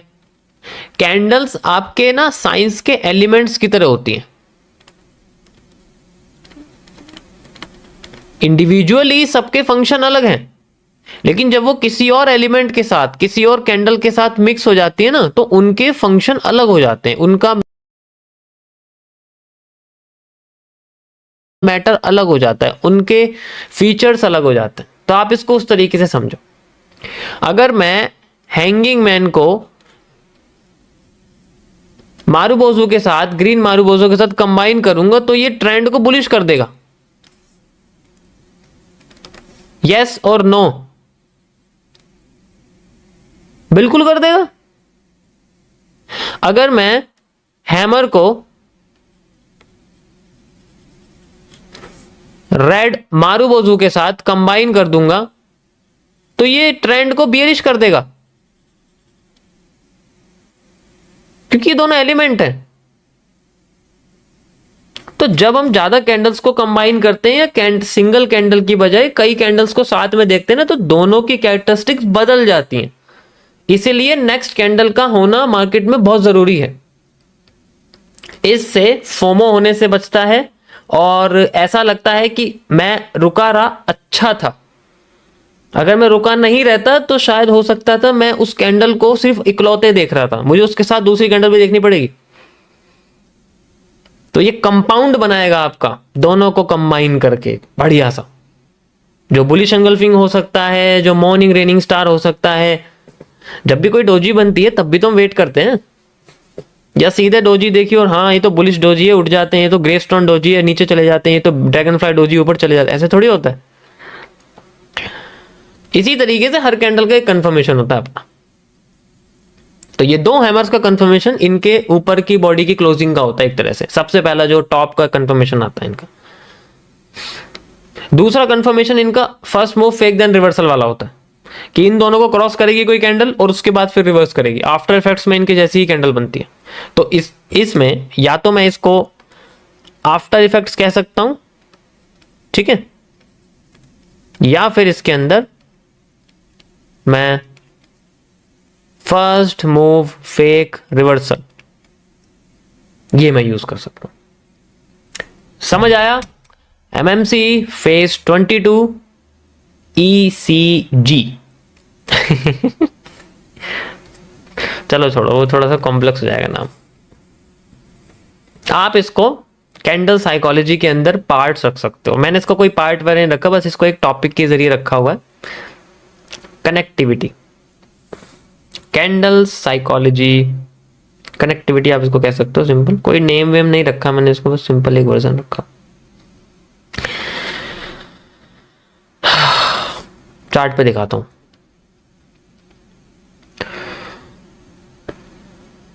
ये देखो आपके सामने लाइव यही हुआ है।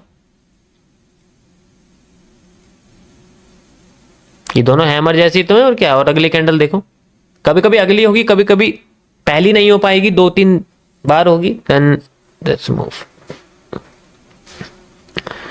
ट्रेंड अपने आप को थोड़ा सा सर्कुलेट कर सकता है, अप साइड में थोड़ा ले जा सकता है, लेकिन वो हर बार ऐसा नहीं करेगा।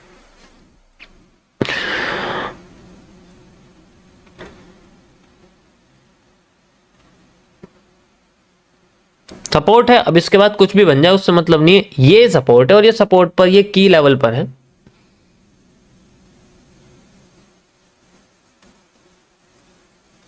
Got it? Got it. ये था गाइस आपका आज का टॉपिक। देखो गाइस, आज का जो कॉन्सेप्ट है वो आपका है एमएमसी फेज एक्स, ठीक है, MMC phase x, MMC phase x, okay.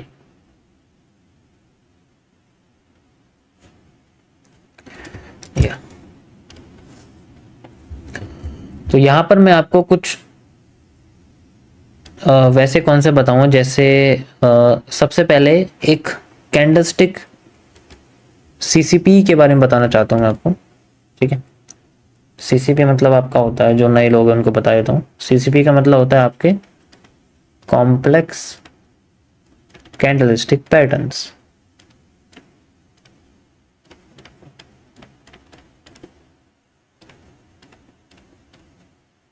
ठीक है।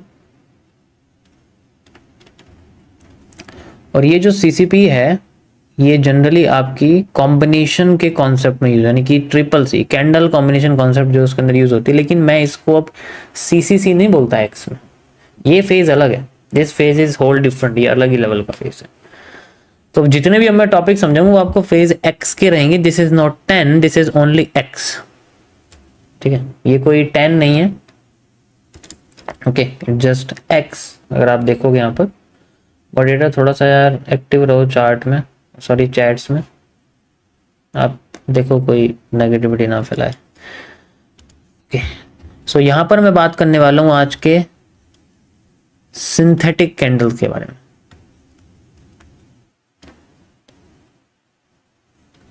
ठीक है। Synthetic candle. अब ये कौन सी कैंडल होती है? सिंथेटिक कैंडल का मतलब होता है कि जैसे हम लोग क्या करते हैं, हम लोग छोटी छोटी कैंडल्स को पढ़ते हैं,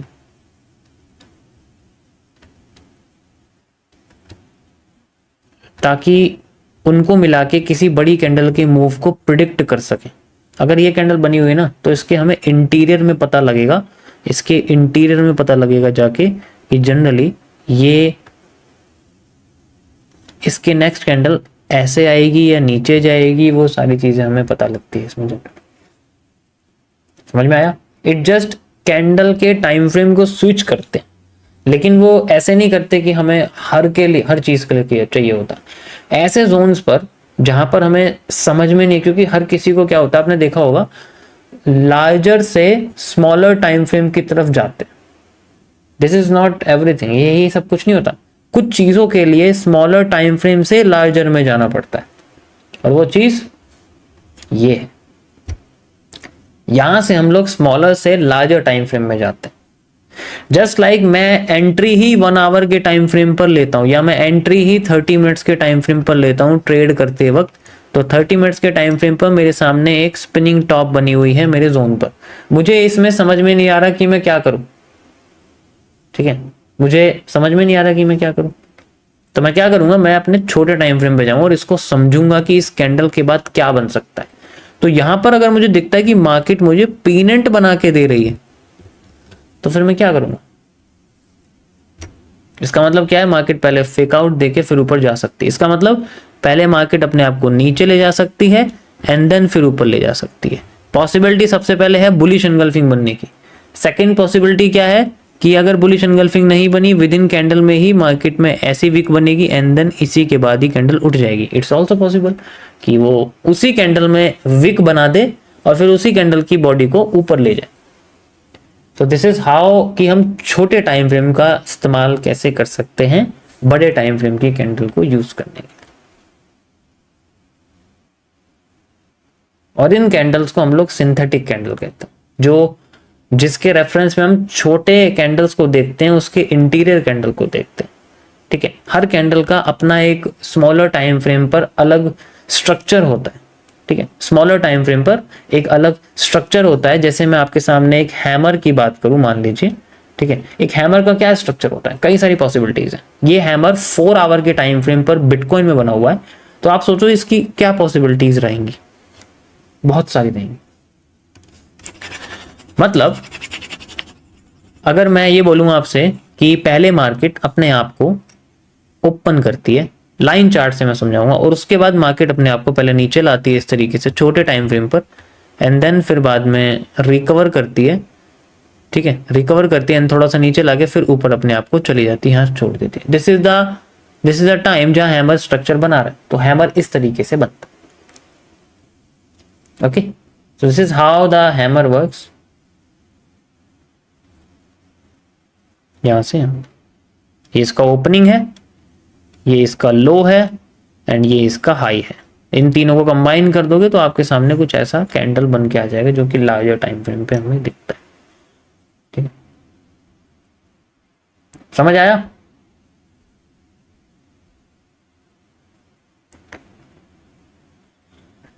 यहां तक समझ में आया सभी को? अब इन्हीं कैंडल्स के कुछ जोन्स को हम लोग यूज करते हैं।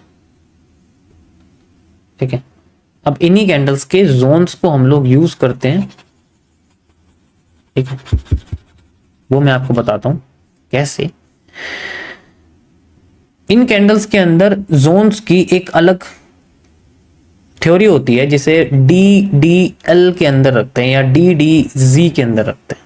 ठीक है, मैं पहले चलो L के बारे में बताता हूं। DDL का मतलब होता है आपका डायनामिक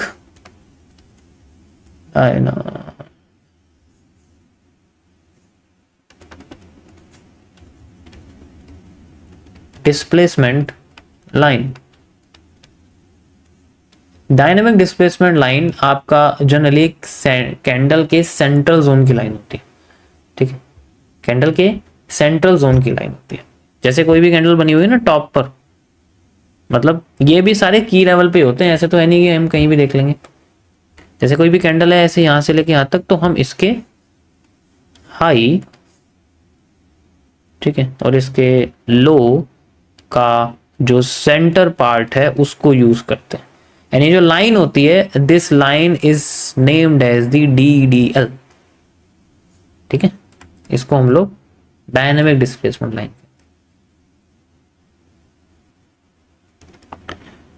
इसमें जो नीचे वाला पोर्शन होता है इसको हम लोग डायनामिक जोन कहते हैं। This is the dynamic zone. जो नीचे वाला पोर्शन होता है ना, इसका जो लोअर पोर्शन होता है उसे हम लोग डायनामिक जोन कहते हैं।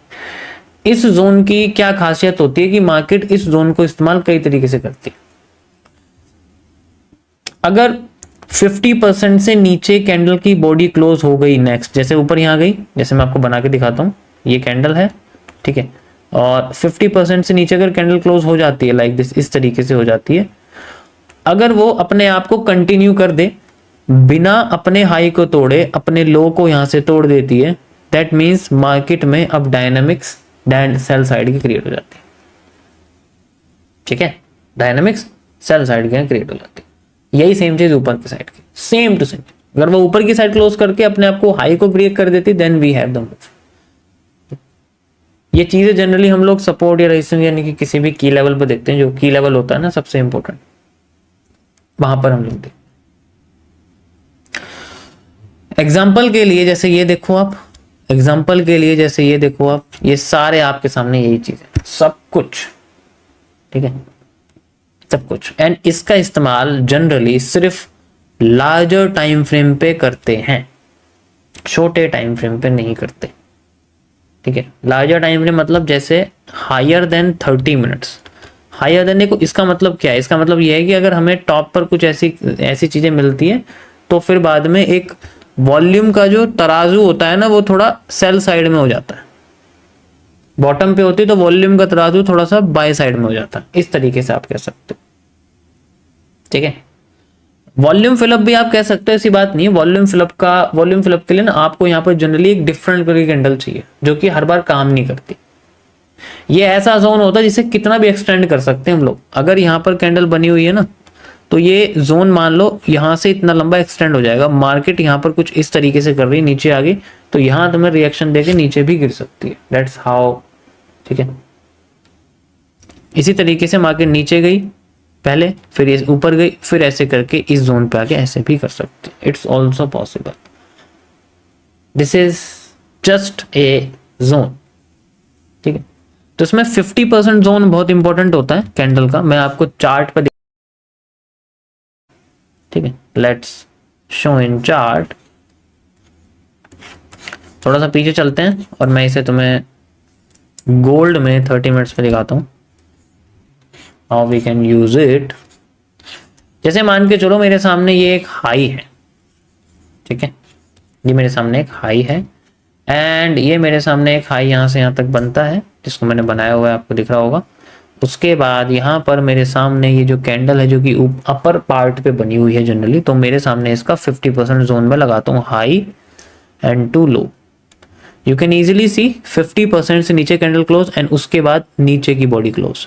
छोटे टाइम फ्रेम पे कैंडल क्लोज हो गई, देन फिर मार्केट हमें, क्योंकि हमें तो एक बायस देखना, that's it, we have the bias at this point. यहां से यहां तक का पूरा मूव हमारे फेवर में। आप खुद देख सकते हो, आप छोटे टाइम फ्रेम पे जाके हमें एक आइडिया, एक जनरली आइडिया मिल गया है अगर आप देखोगे तो, ठीक है। तो यहाँ पर मेरे सामने एक आइडिया है, मैं इसको 5 मिनट्स में लेके चलता हूँ and we have a point from this area 2000 point, या आप कह सकते हो कि मतलब जनरली, ठीक है। तो ये हर जगह दिखेगा आपको, मतलब बहुत अच्छी चीज है और ये जनरली आपका फेक आउट पे भी काम करता है, ऐसी बात नहीं। बट इसको लार्जर टाइम फ्रेम पे टॉप या बॉटम की कैंडल को निकाले तो ज्यादा बेहतर रहेगा मेरे हिसाब से। जैसे ये मान के चलो आपके सामने एक ऑर्डर ब्लॉक बना हुआ है, ठीक है, this is just a order block, market यहाँ तक आ गई, ठीक है, कोई प्रॉब्लम नहीं है। अब यहाँ पर मार्केट में अगर आप देखोगे तो ये लास्ट की कैंडल है बिल्कुल जहां पर ये ब्लॉक बना हुआ। दिस इज ए कैंडल जिसका मैं हाई और लो यहाँ मेजर करता हूँ, ठीक है। यू कैन सी यहाँ पर मैं इसका हाई और लो मेजर करता हूँ एंड ये इसका 50% जोन आ गया। 50% से ऊपर मार्केट ने क्रॉस करा एंड देन अभी रिजेक्ट कर रही है but this is totally a candle जो कि हमें 50% से ऊपर यहाँ पर रिवर्स करके क्लोज करती है, देन रीटेस्ट करती है, देन फिर रीटेस्ट कर रही है एंड देन फिर ऊपर चलेगी। इट मीन्स तराजू जो है ना वो बुल साइड का भारी हो गया। बेशक मार्केट अपने आप को थोड़ा कंसोलिडेट करे लेकिन जोन से अपने आप को लेके चली जाएगी। ठीक है, ये सिंगल कैंडल एनालिसिस नहीं है, ये जोन एनालिसिस। जोन का मतलब एक डायरेक्शन प्रोवाइड करते हैं जनरली। एक्स्ट्रा एविडेंस के लिए ऑलरेडी ब्लॉक है, ऐसी बात नहीं है कि यार ऑर्डर ब्लॉक आ गया तो मार्केट तो उठनी है, ऐसा थोड़ी होता है। कहने को तो कोई भी कह देगा कि चलो यार ऑर्डर ब्लॉक यहाँ बना हुआ है, मार्केट को तो ऊपर ही जाना है, ऐसे नहीं होता कि हर ऑर्डर ब्लॉक यहाँ काम करेगा। ठीक है, मुझे बताना जरा ये ऑर्डर ब्लॉक काम क्यों नहीं करा, ऐसे नहीं होता ना, क्योंकि यहाँ पर कुछ वो कैरेक्टरिस्टिक्स नहीं आई कैंडल्स में जो हमें यहाँ पर आई है, दैट्स वाई ये काम नहीं कर रहा है। समझे? बहुत लोग बोलते हैं कि इतना सिंपल है कि रेजिस्टेंस से मार्केट उठ गई। हर बार हर रेजिस्टेंस से उठती नहीं है ना, क्योंकि वो चीज नहीं दिखती और हम उसको यूज नहीं करते। सबसे इंपॉर्टेंट चीज यही। So this is the concept guys. Candle top की कैंडल का 50% zone and we have a move, bottom की कैंडल का 50% zone and we have a move. It's totally, इसे आप बुलिश एनगल्फिंग भी कह सकते हो, इसे आप बेरिश एनगल्फिंग भी कह सकते हो। आसान भाषा में ये सारे कॉन्सेप्ट इसी पे ही काम करते हैं।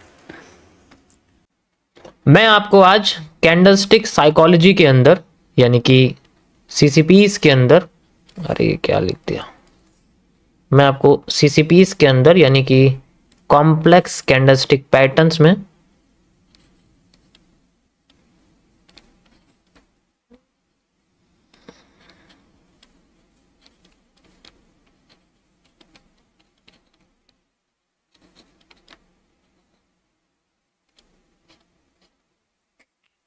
आज मैं आपको सुपीरियर और इन्फीरियर कैंडल्स के बारे में बताऊंगा। ये बहुत इंपॉर्टेंट टॉपिक है, आपको बहुत ज़्यादा मार्केट में देखने को मिलेगा और मैं आपको कुछ और ट्रेंड एंगल के बारे में बताऊंगा, किस तरीके से काम करता है सुपीरियर और इन्फीरियर में कैसे। तो इसका टॉपिक जो बेसिकली है वो आपका ट्रेंड एंगल है, ठीक है, जिसके अंदर मैं आपको सुपीरियर और इन्फीरियर के बारे में बताना चाहूँगा। ठीक है, तो यहां पर आपके सामने आती है superior candles, superior and inferior candles.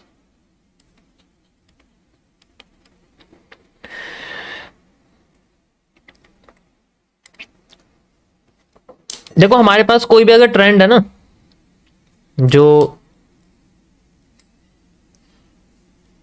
इस तरीके से आ रहा है, ध्यान से देखो आप, इसको ऐसे करके ट्रेंड बनता जा रहा है हमारे पास और फिर रिवर्स हो रहा है, फिर इस तरीके से आ रहा है एंड यू कैन सी यहाँ पर हमारे सामने बनने की कोशिश कर रहा है। तो अब इसके अंदर जो मार्केट में जो ट्रेंड बनते जाते हैं उनके अंदर थोड़े चेंजेस होते हैं, बहुत ज़्यादा चेंजेस होते हैं और बहुत ही ज़्यादा, मतलब बहुत ही ज़्यादा।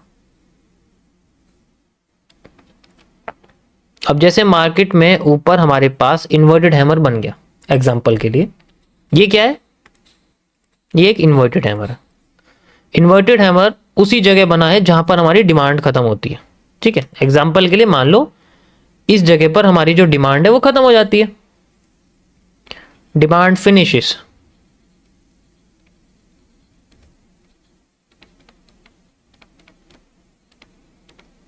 और अगर डिमांड खत्म होगी तो मार्केट रिवर्स करना शुरू करेगी, बिल्कुल हम जानते हैं। लेकिन हमें चाहिए मेजर रिवर्सल एरिया, हम चाहते हैं मार्केट यहां से बिल्कुल नीचे गिर जाए, तो उसके लिए हमें मार्केट में सुपीरियर कैंडल की जरूरत पड़ती है।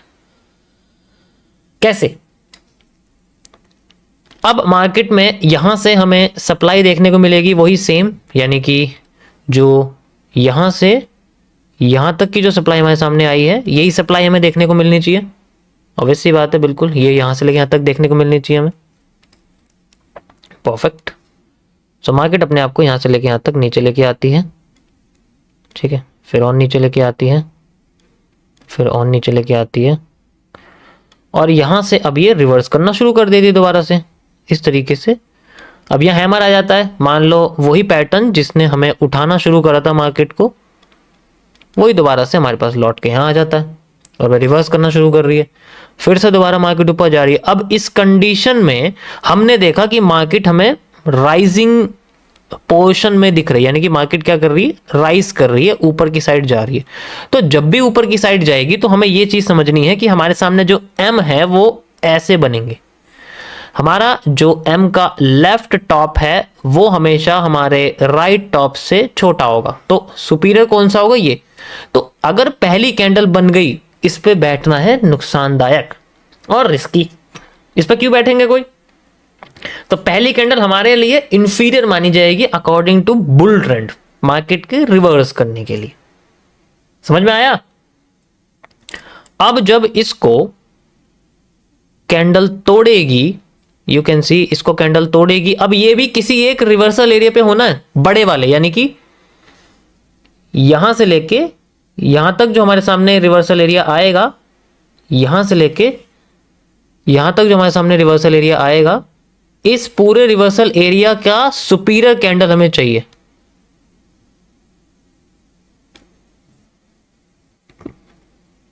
अब ये आ गई वहां पर, हमें लगा यहां से मार्केट नीचे गिर जाएगी, लेकिन ये हमें फेल करेगी पहले। अब ये हमारे लिए इंफीरियर है, यहां से मार्केट एकदम से हमें बड़ी होती हुई दिखेगी और इसको तोड़ने के बाद इसके जैसी या ऐसी ही कोई कैंडल हमें यहां देखने को मिल सकती है। You can see like this, या फिर यहां पर like this, and then market tries to create this candle as a superior. ये शूटिंग स्टार भी हो सकती है, ये इन्वर्टेड हैमर भी हो सकती है, एंड देन फिर मार्केट हमें डाउन साइड में आती हुई दिखेगी, छोटा होके, एंड देन फिर डाउन एंड फिर डाउन, इस तरीके से। ये इस तरीके से हमें देखने को मिलती है। तो ये कैंडल्स का बिहेवियर है, हमें बिहेवियर के साथ ही चलना पड़ता है। अगर बिहेवियर अच्छी तरीके से पता होगा तो हमारे सामने मार्केट में रियल कैंडल हाथ लग जाएगी, वरना फिर हम इसी को समझ के फेलियर का मुंह देखते रहेंगे। तो हमेशा ध्यान रखने की, जब आप ट्रेंड में मार्केट हो तो हमेशा second top of the M is preferable. अब उसके लिए आपको एम को पहचानना बहुत जरूरी है। अब ये पूरा एम है, ये पूरा एम है, तो मैंने दो एम आपके सामने बनाए हुए हैं, एक तो ये छोटा वाला है, एक ये बड़ा वाला है ये एम ही। तो आपको पहले स्ट्रक्चर समझना पड़ेगा कि स्ट्रक्चर, फिर उसके टॉप समझने हैं।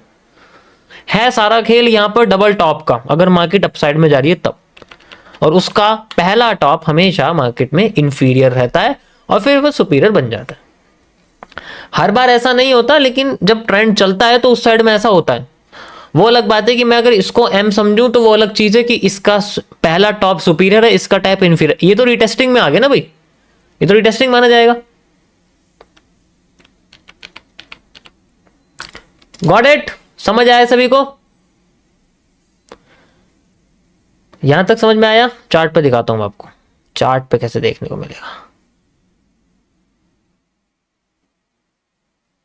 लाइन चार्ट में आपको कुछ समझ में आ रहा होगा, लाइव में क्या बन रहा है तो समझ में आ रहा है यहां पर।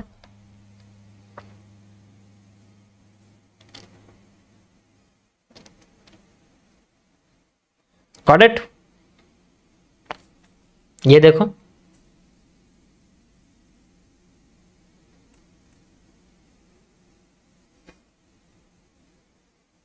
देखा? अब देखो,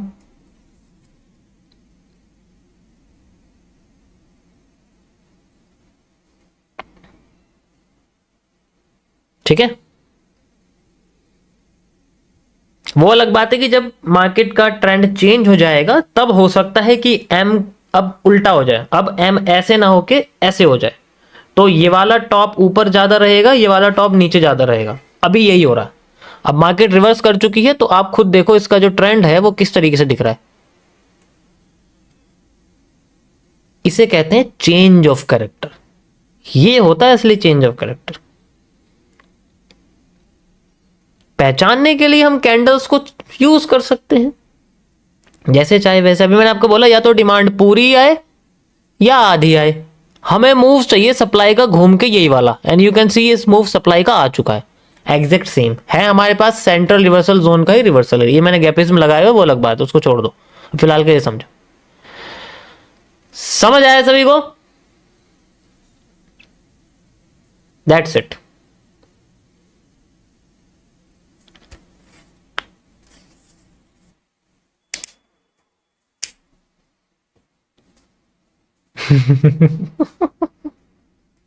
कुछ लोगों को लग रही है कुछ तो घपलेबाजी है जो बताया नहीं जा रहा, कुछ तो छुपाया जा रहा है। ऐसा लग रहा है कुछ तो छुपा हुआ लग रहा है, कुछ ज्यादा जानकारी नहीं मिल पा रही है ना, ऐसा लग रहा है।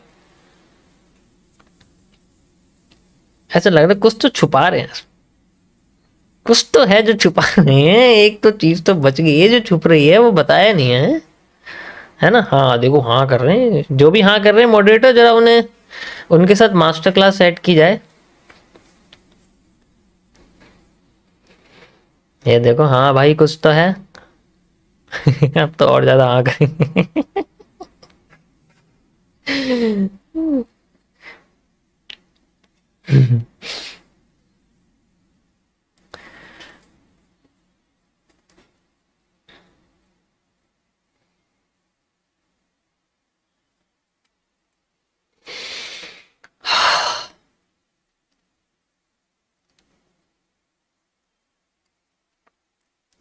तो ये पहली प्रॉपर्टी है किसी सुपीरियर कैंडल के बनने की, इंफीरियर के बाद। ठीक है, अब इसमें हमें समझना है कि कैसे कैसे वो ट्रेंड बदलता है, कैसे कैसे ट्रेंड आधा होता है, वो तो हमें कैंडल्स के बाद पता लगेगा। एंट्रीज के लिए कैंडल इंपॉर्टेंट होती है, वो ज्यादा इंपॉर्टेंट। ओके ओके ओके, चलो आगे चलते हैं हम लोग। कंटिन्यू करता हूं मैं टॉपिक को।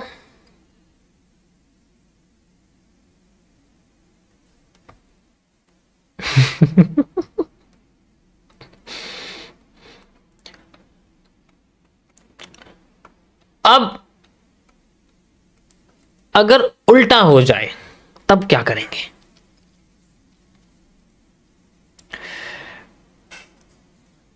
अगर उल्टा हो जाए तब क्या करेंगे? अब मैं समझाता हूं इसका मतलब। ये कंडीशन 1 है, अब कंडीशन 2 के बारे में बात करेंगे। अब 2 मिनट के लिए चुप हो जाओ, कोई कुछ मत बोलो। मार्केट बहुत अच्छे से ऊपर जा रही है, सारी की सारी रेड ग्रीन कैंडल्स हैं, सब ग्रीन कैंडल्स हैं। मैं आपको बना के दिखाता हूं, ठीक है, मजा आ जाएगा। ये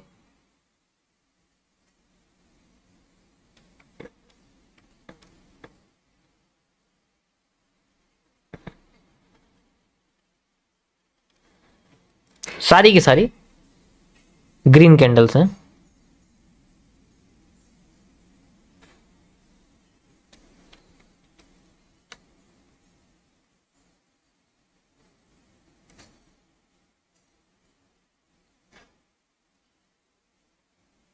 ये ठीक है, और बहुत अच्छी तरीके से वो अपने आप को ऊपर लेके जा रही है, आप देख सकते हो इजीली। यहां से और भी ज़्यादा हमें देखने को मिलता है कि मार्केट हमें बहुत बढ़िया यहाँ मूव दे रही है, और भी ज़्यादा वो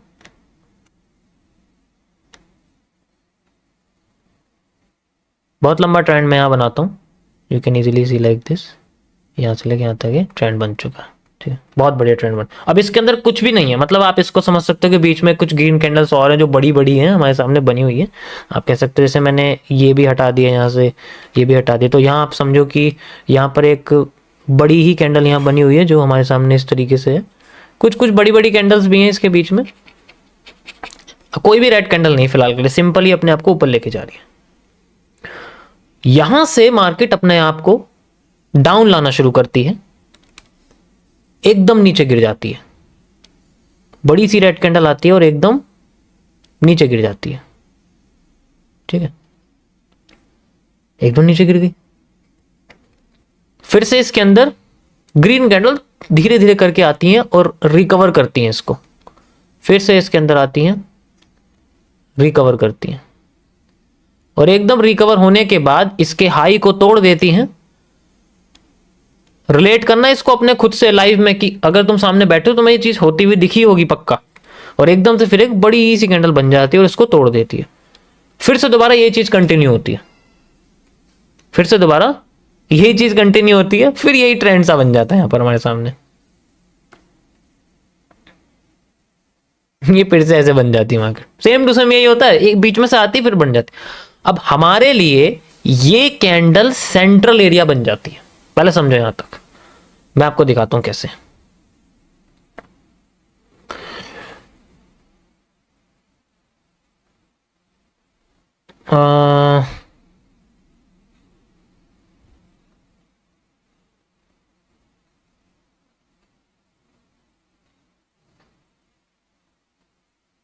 ये देखो आप इसको, चलो इसको थोड़ा बड़ा हो गया, छोटा मान लो, मैं और भी देखता हूँ कोई बड़ी कैंडल दिखती है आपको नहीं, क्योंकि ज्यादातर केसेस में दिखेगी जरूर ये कैंडल, ऐसी होती है।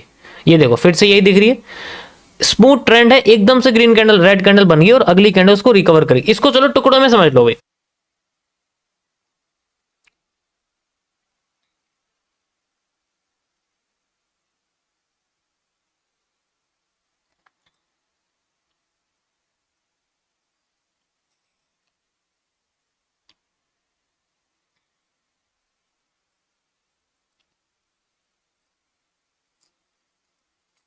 एकदम मेरा कंप्यूटर ही बंद हो गया अपने आप ही, पता नहीं क्या हुआ इसमें,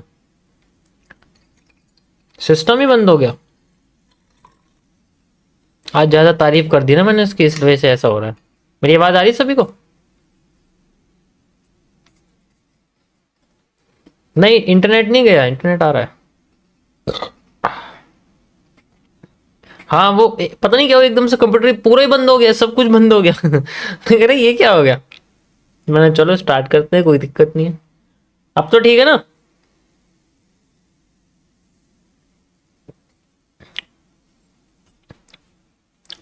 ओके कंटिन्यू करते हैं आगे।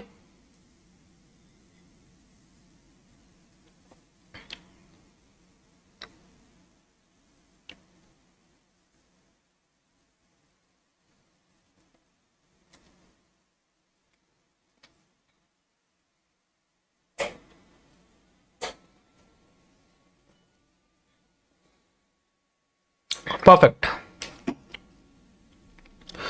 ओके गाइस शुरू करते हैं।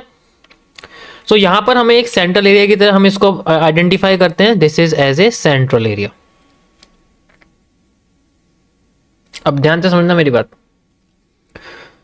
और ये जो पैटर्न है आपको ये एक बियरिश एनगल्फिंग की तरह नजर आएगा, ठीक है? या तो बियरिश एनगल्फिंग की तरह नजर आएगा या फिर इनवर्स बुलिश एनगल्फिंग की तरह। अब तुम कहोगे इनवर्स बुलिश एनगल्फिंग कैसे आ गई? मैंने यही तो बोला अभी, या तो आपको ये कैंडल थोड़ी सी बड़ी दिखेगी या फिर ये आपको छोटी दिखेगी। कैसे मतलब? ऐसे ना दिख के ये इस तरीके से, सॉरी मैं इसको थोड़ा सा बड़ा करता हूं, ऐसे ये ग्रीन कैंडल बड़ी दिखेगी और फिर बाद में जो आपके सामने ये रेड कैंडल है, ठीक है, ये आपको छोटी दिखेगी। तो इस केस में हम इसको बोलेंगे इनवर्स बेरिश एनगल्फिंग। पता है आप लोगों को, ये मेरा अपना बनाया मैंने। अब ये कहने का मतलब क्या है इसका, कि ये हमारे लिए सेंट्रल एरिया है और ये एक इंफीरियर कैंडल मानी जाएगी। इसका मतलब है कि मार्केट में घूम के आनी यही कैंडल है, लेकिन सुपीरियर पे रहेगी अब, क्योंकि इंफीरियर तो आ चुकी है, सेंट्रल एरिया भी है, और हम इसकी यहां से लेके यहां तक की डिमांड मेजर कर ले, जो कि यहां से लेके यहां तक की डिमांड है, उसके बाद जो हमें एरिया दिखेगा वहां इसी पैटर्न का आना इंपॉर्टेंट है। यहां इसी पैटर्न का आना बहुत ज्यादा इंपॉर्टेंट है, ये आएगी then we have a superior candle, जो कि एम के बेसिस पे हो सकती है, फिर मार्केट अपने आप को डाउन साइड लेके आ सकती है। Simple as that. ये भी पॉसिबल है, वो भी पॉसिबल है। यहां क्या है कि यहां क्या, ये ट्रेंड जो है ना थोड़ा सा कॉम्प्लिकेटेड है, इसमें जिगजैग मूवमेंट है, ये बिना जिगजैग मूवमेंट वाला है। अभी मैं आपको लाइव दिखाता हूं कैसे, अभी देखना आप, ठीक है? मजा आ जाएगा देख के कैसे कैसे मार्केट आती है, कैसे कैसे लेके जाती है। एवरीथिंग इज अंडर कंट्रोल, ठीक? ओके ध्यान से देखो, ये हमारे सामने पैटर्न बना हुआ है, ठीक है?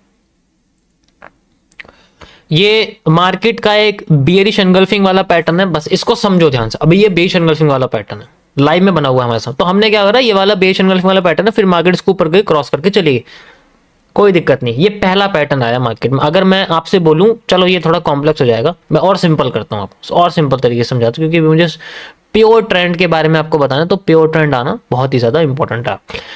अभी मैंने बोला जैसे कि यहां पर आप देखोगे ये एक इनवर्स बुलिश एनगल्फिंग है, इसको उल्टा कर दोगे तो ये बुलिश एनगल्फिंग दिखेगी आपको, करके दिखाता हूं।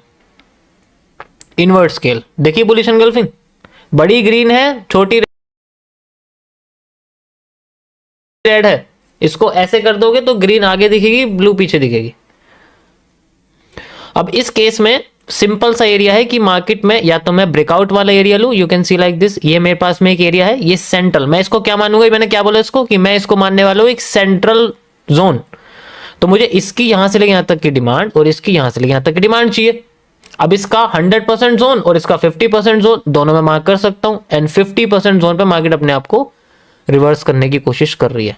And you can see the pattern of top, ये वही पैटर्न है जो यहां आया हुआ है, इनवर्स बड़ी ग्रीन कैंडल छोटी रेड कैंडल, बड़ी ग्रीन कैंडल छोटी रेड कैंडल, बीएच एनगल्फिंग। ये तो चलो रीटेस्टिंग के लाई हुई, लेकिन 50% एरिया पे यू कैन सी सेम इसी के जैसा। अगर मैं विक हटा दूंगा ना, आपको यही दिखेगी सेम टू सेम ऐसी बनी हुई, वो थोड़ी सी छोटी आई हुई है, टॉप पे बनी हुई है। और मैं आपको दिखाता हूं, और भी ज्यादा आपको देखने को मिलेंगे, बहुत सारे ऐसे पैटर्न हैं जो इजीली आपको समझ में आ जाएंगे मार्केट में। विक्स कंफ्यूज करेंगे, लेकिन विक्स में कंफ्यूज नहीं होना है, विक्स में कंफ्यूज नहीं होना। विक्स आपको कंफ्यूज करने की कोशिश पूरी तरीके से करेंगे, लेकिन विक्स में कंफ्यूजन नहीं करनी है। ओके, यहां भी नहीं है। बाकी देखो, मैंने तो अब आपको ढूंढना पड़ेगा, मैंने तो इजीली आपको बताया किस तरीके से काम कर रही है, ठीक है। ये देखो central area, superior candle same आई है ना ऐसी, और टॉप पे है, सबसे टॉप पे, इससे ऊपर कुछ है ही नहीं।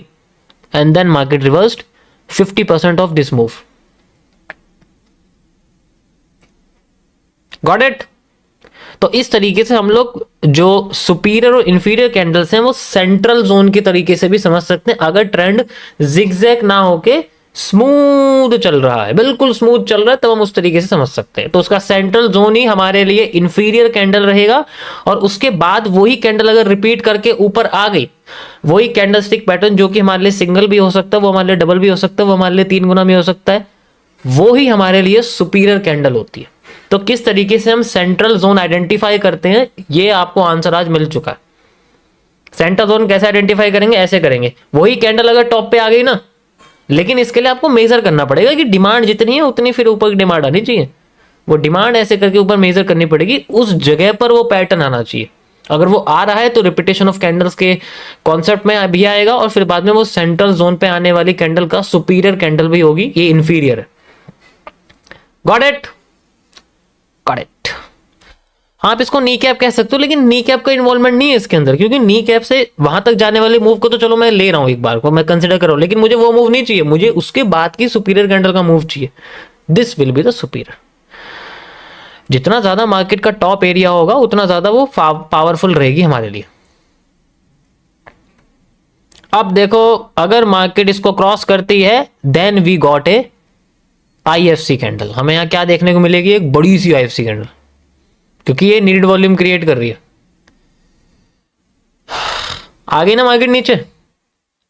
जैसे मैंने आपको एक एक कैंडल, एक एक मूव के बारे में बताया था कि अगर मार्केट ने अपनी डिमांड या तो पूरी दी या आधी दी, ये देखो आधी डिमांड दी है इसके, और आधी डिमांड पे गैपिज्म बना के मार्केट ने सप्लाई को सेम टू सेम लाके हमारे सामने रख दिया है, और भी उसी सप्लाई का वॉल्यूम बर्स्ट वाला रीजन है, या फिर डबल सप्लाई लेके आ रही है। तो पहला टॉपिक मैंने आपको डुअल पार्ट्स के जरिए एक्सप्लेन कर दिया है, ये दोनों पार्ट मैंने अच्छी तरीके से आपको बता दिए हैं। अब आपकी प्रैक्टिस के ऊपर डिपेंड करता है आप किस तरीके से इसमें अपनी प्रैक्टिस करते हो, मार्केट को कैसे देखते हो, ठीक है। सबसे ज्यादातर केसेस में आपको ये दिखेगा। देखो, वॉल्यूम बर्स्ट में जनरली मैं अगर वॉल्यूम बर्स्ट लगा रहा हूं तो उसका रीजन आप समझ सकते हो कि मुझे किसी पैटर्न का सुपीरियर पैटर्न चाहिए। ऐसा कोई पैटर्न है इंफीरियर के बेसिस पे या एक्ट कर रहा है एग्जैक्ट लेवल पर। ये देखो एग्जैक्ट लेवल पे इन्वर्टेड हैमर बना हुआ है, वहां पर जहां डिमांड फिनिश हो रही है, उसी जगह के ऊपर की साइड एरिया हमारा वॉल्यूम बर्स्ट होता है। ये वॉल्यूम बर्स्ट है, तो इसी जगह पे मुझे यहां पर क्या देखने को मिल सकता है, सुपीरियर कैंडल, इसलिए मैं वॉल्यूम बर्स्ट लगाता हूं। ये भी ऐड कर सकते हो तुम वॉल्यूम बर्स्ट के कॉन्सेप्ट में, अगर नोट्स में लिखा हुआ होगा तो। Got it.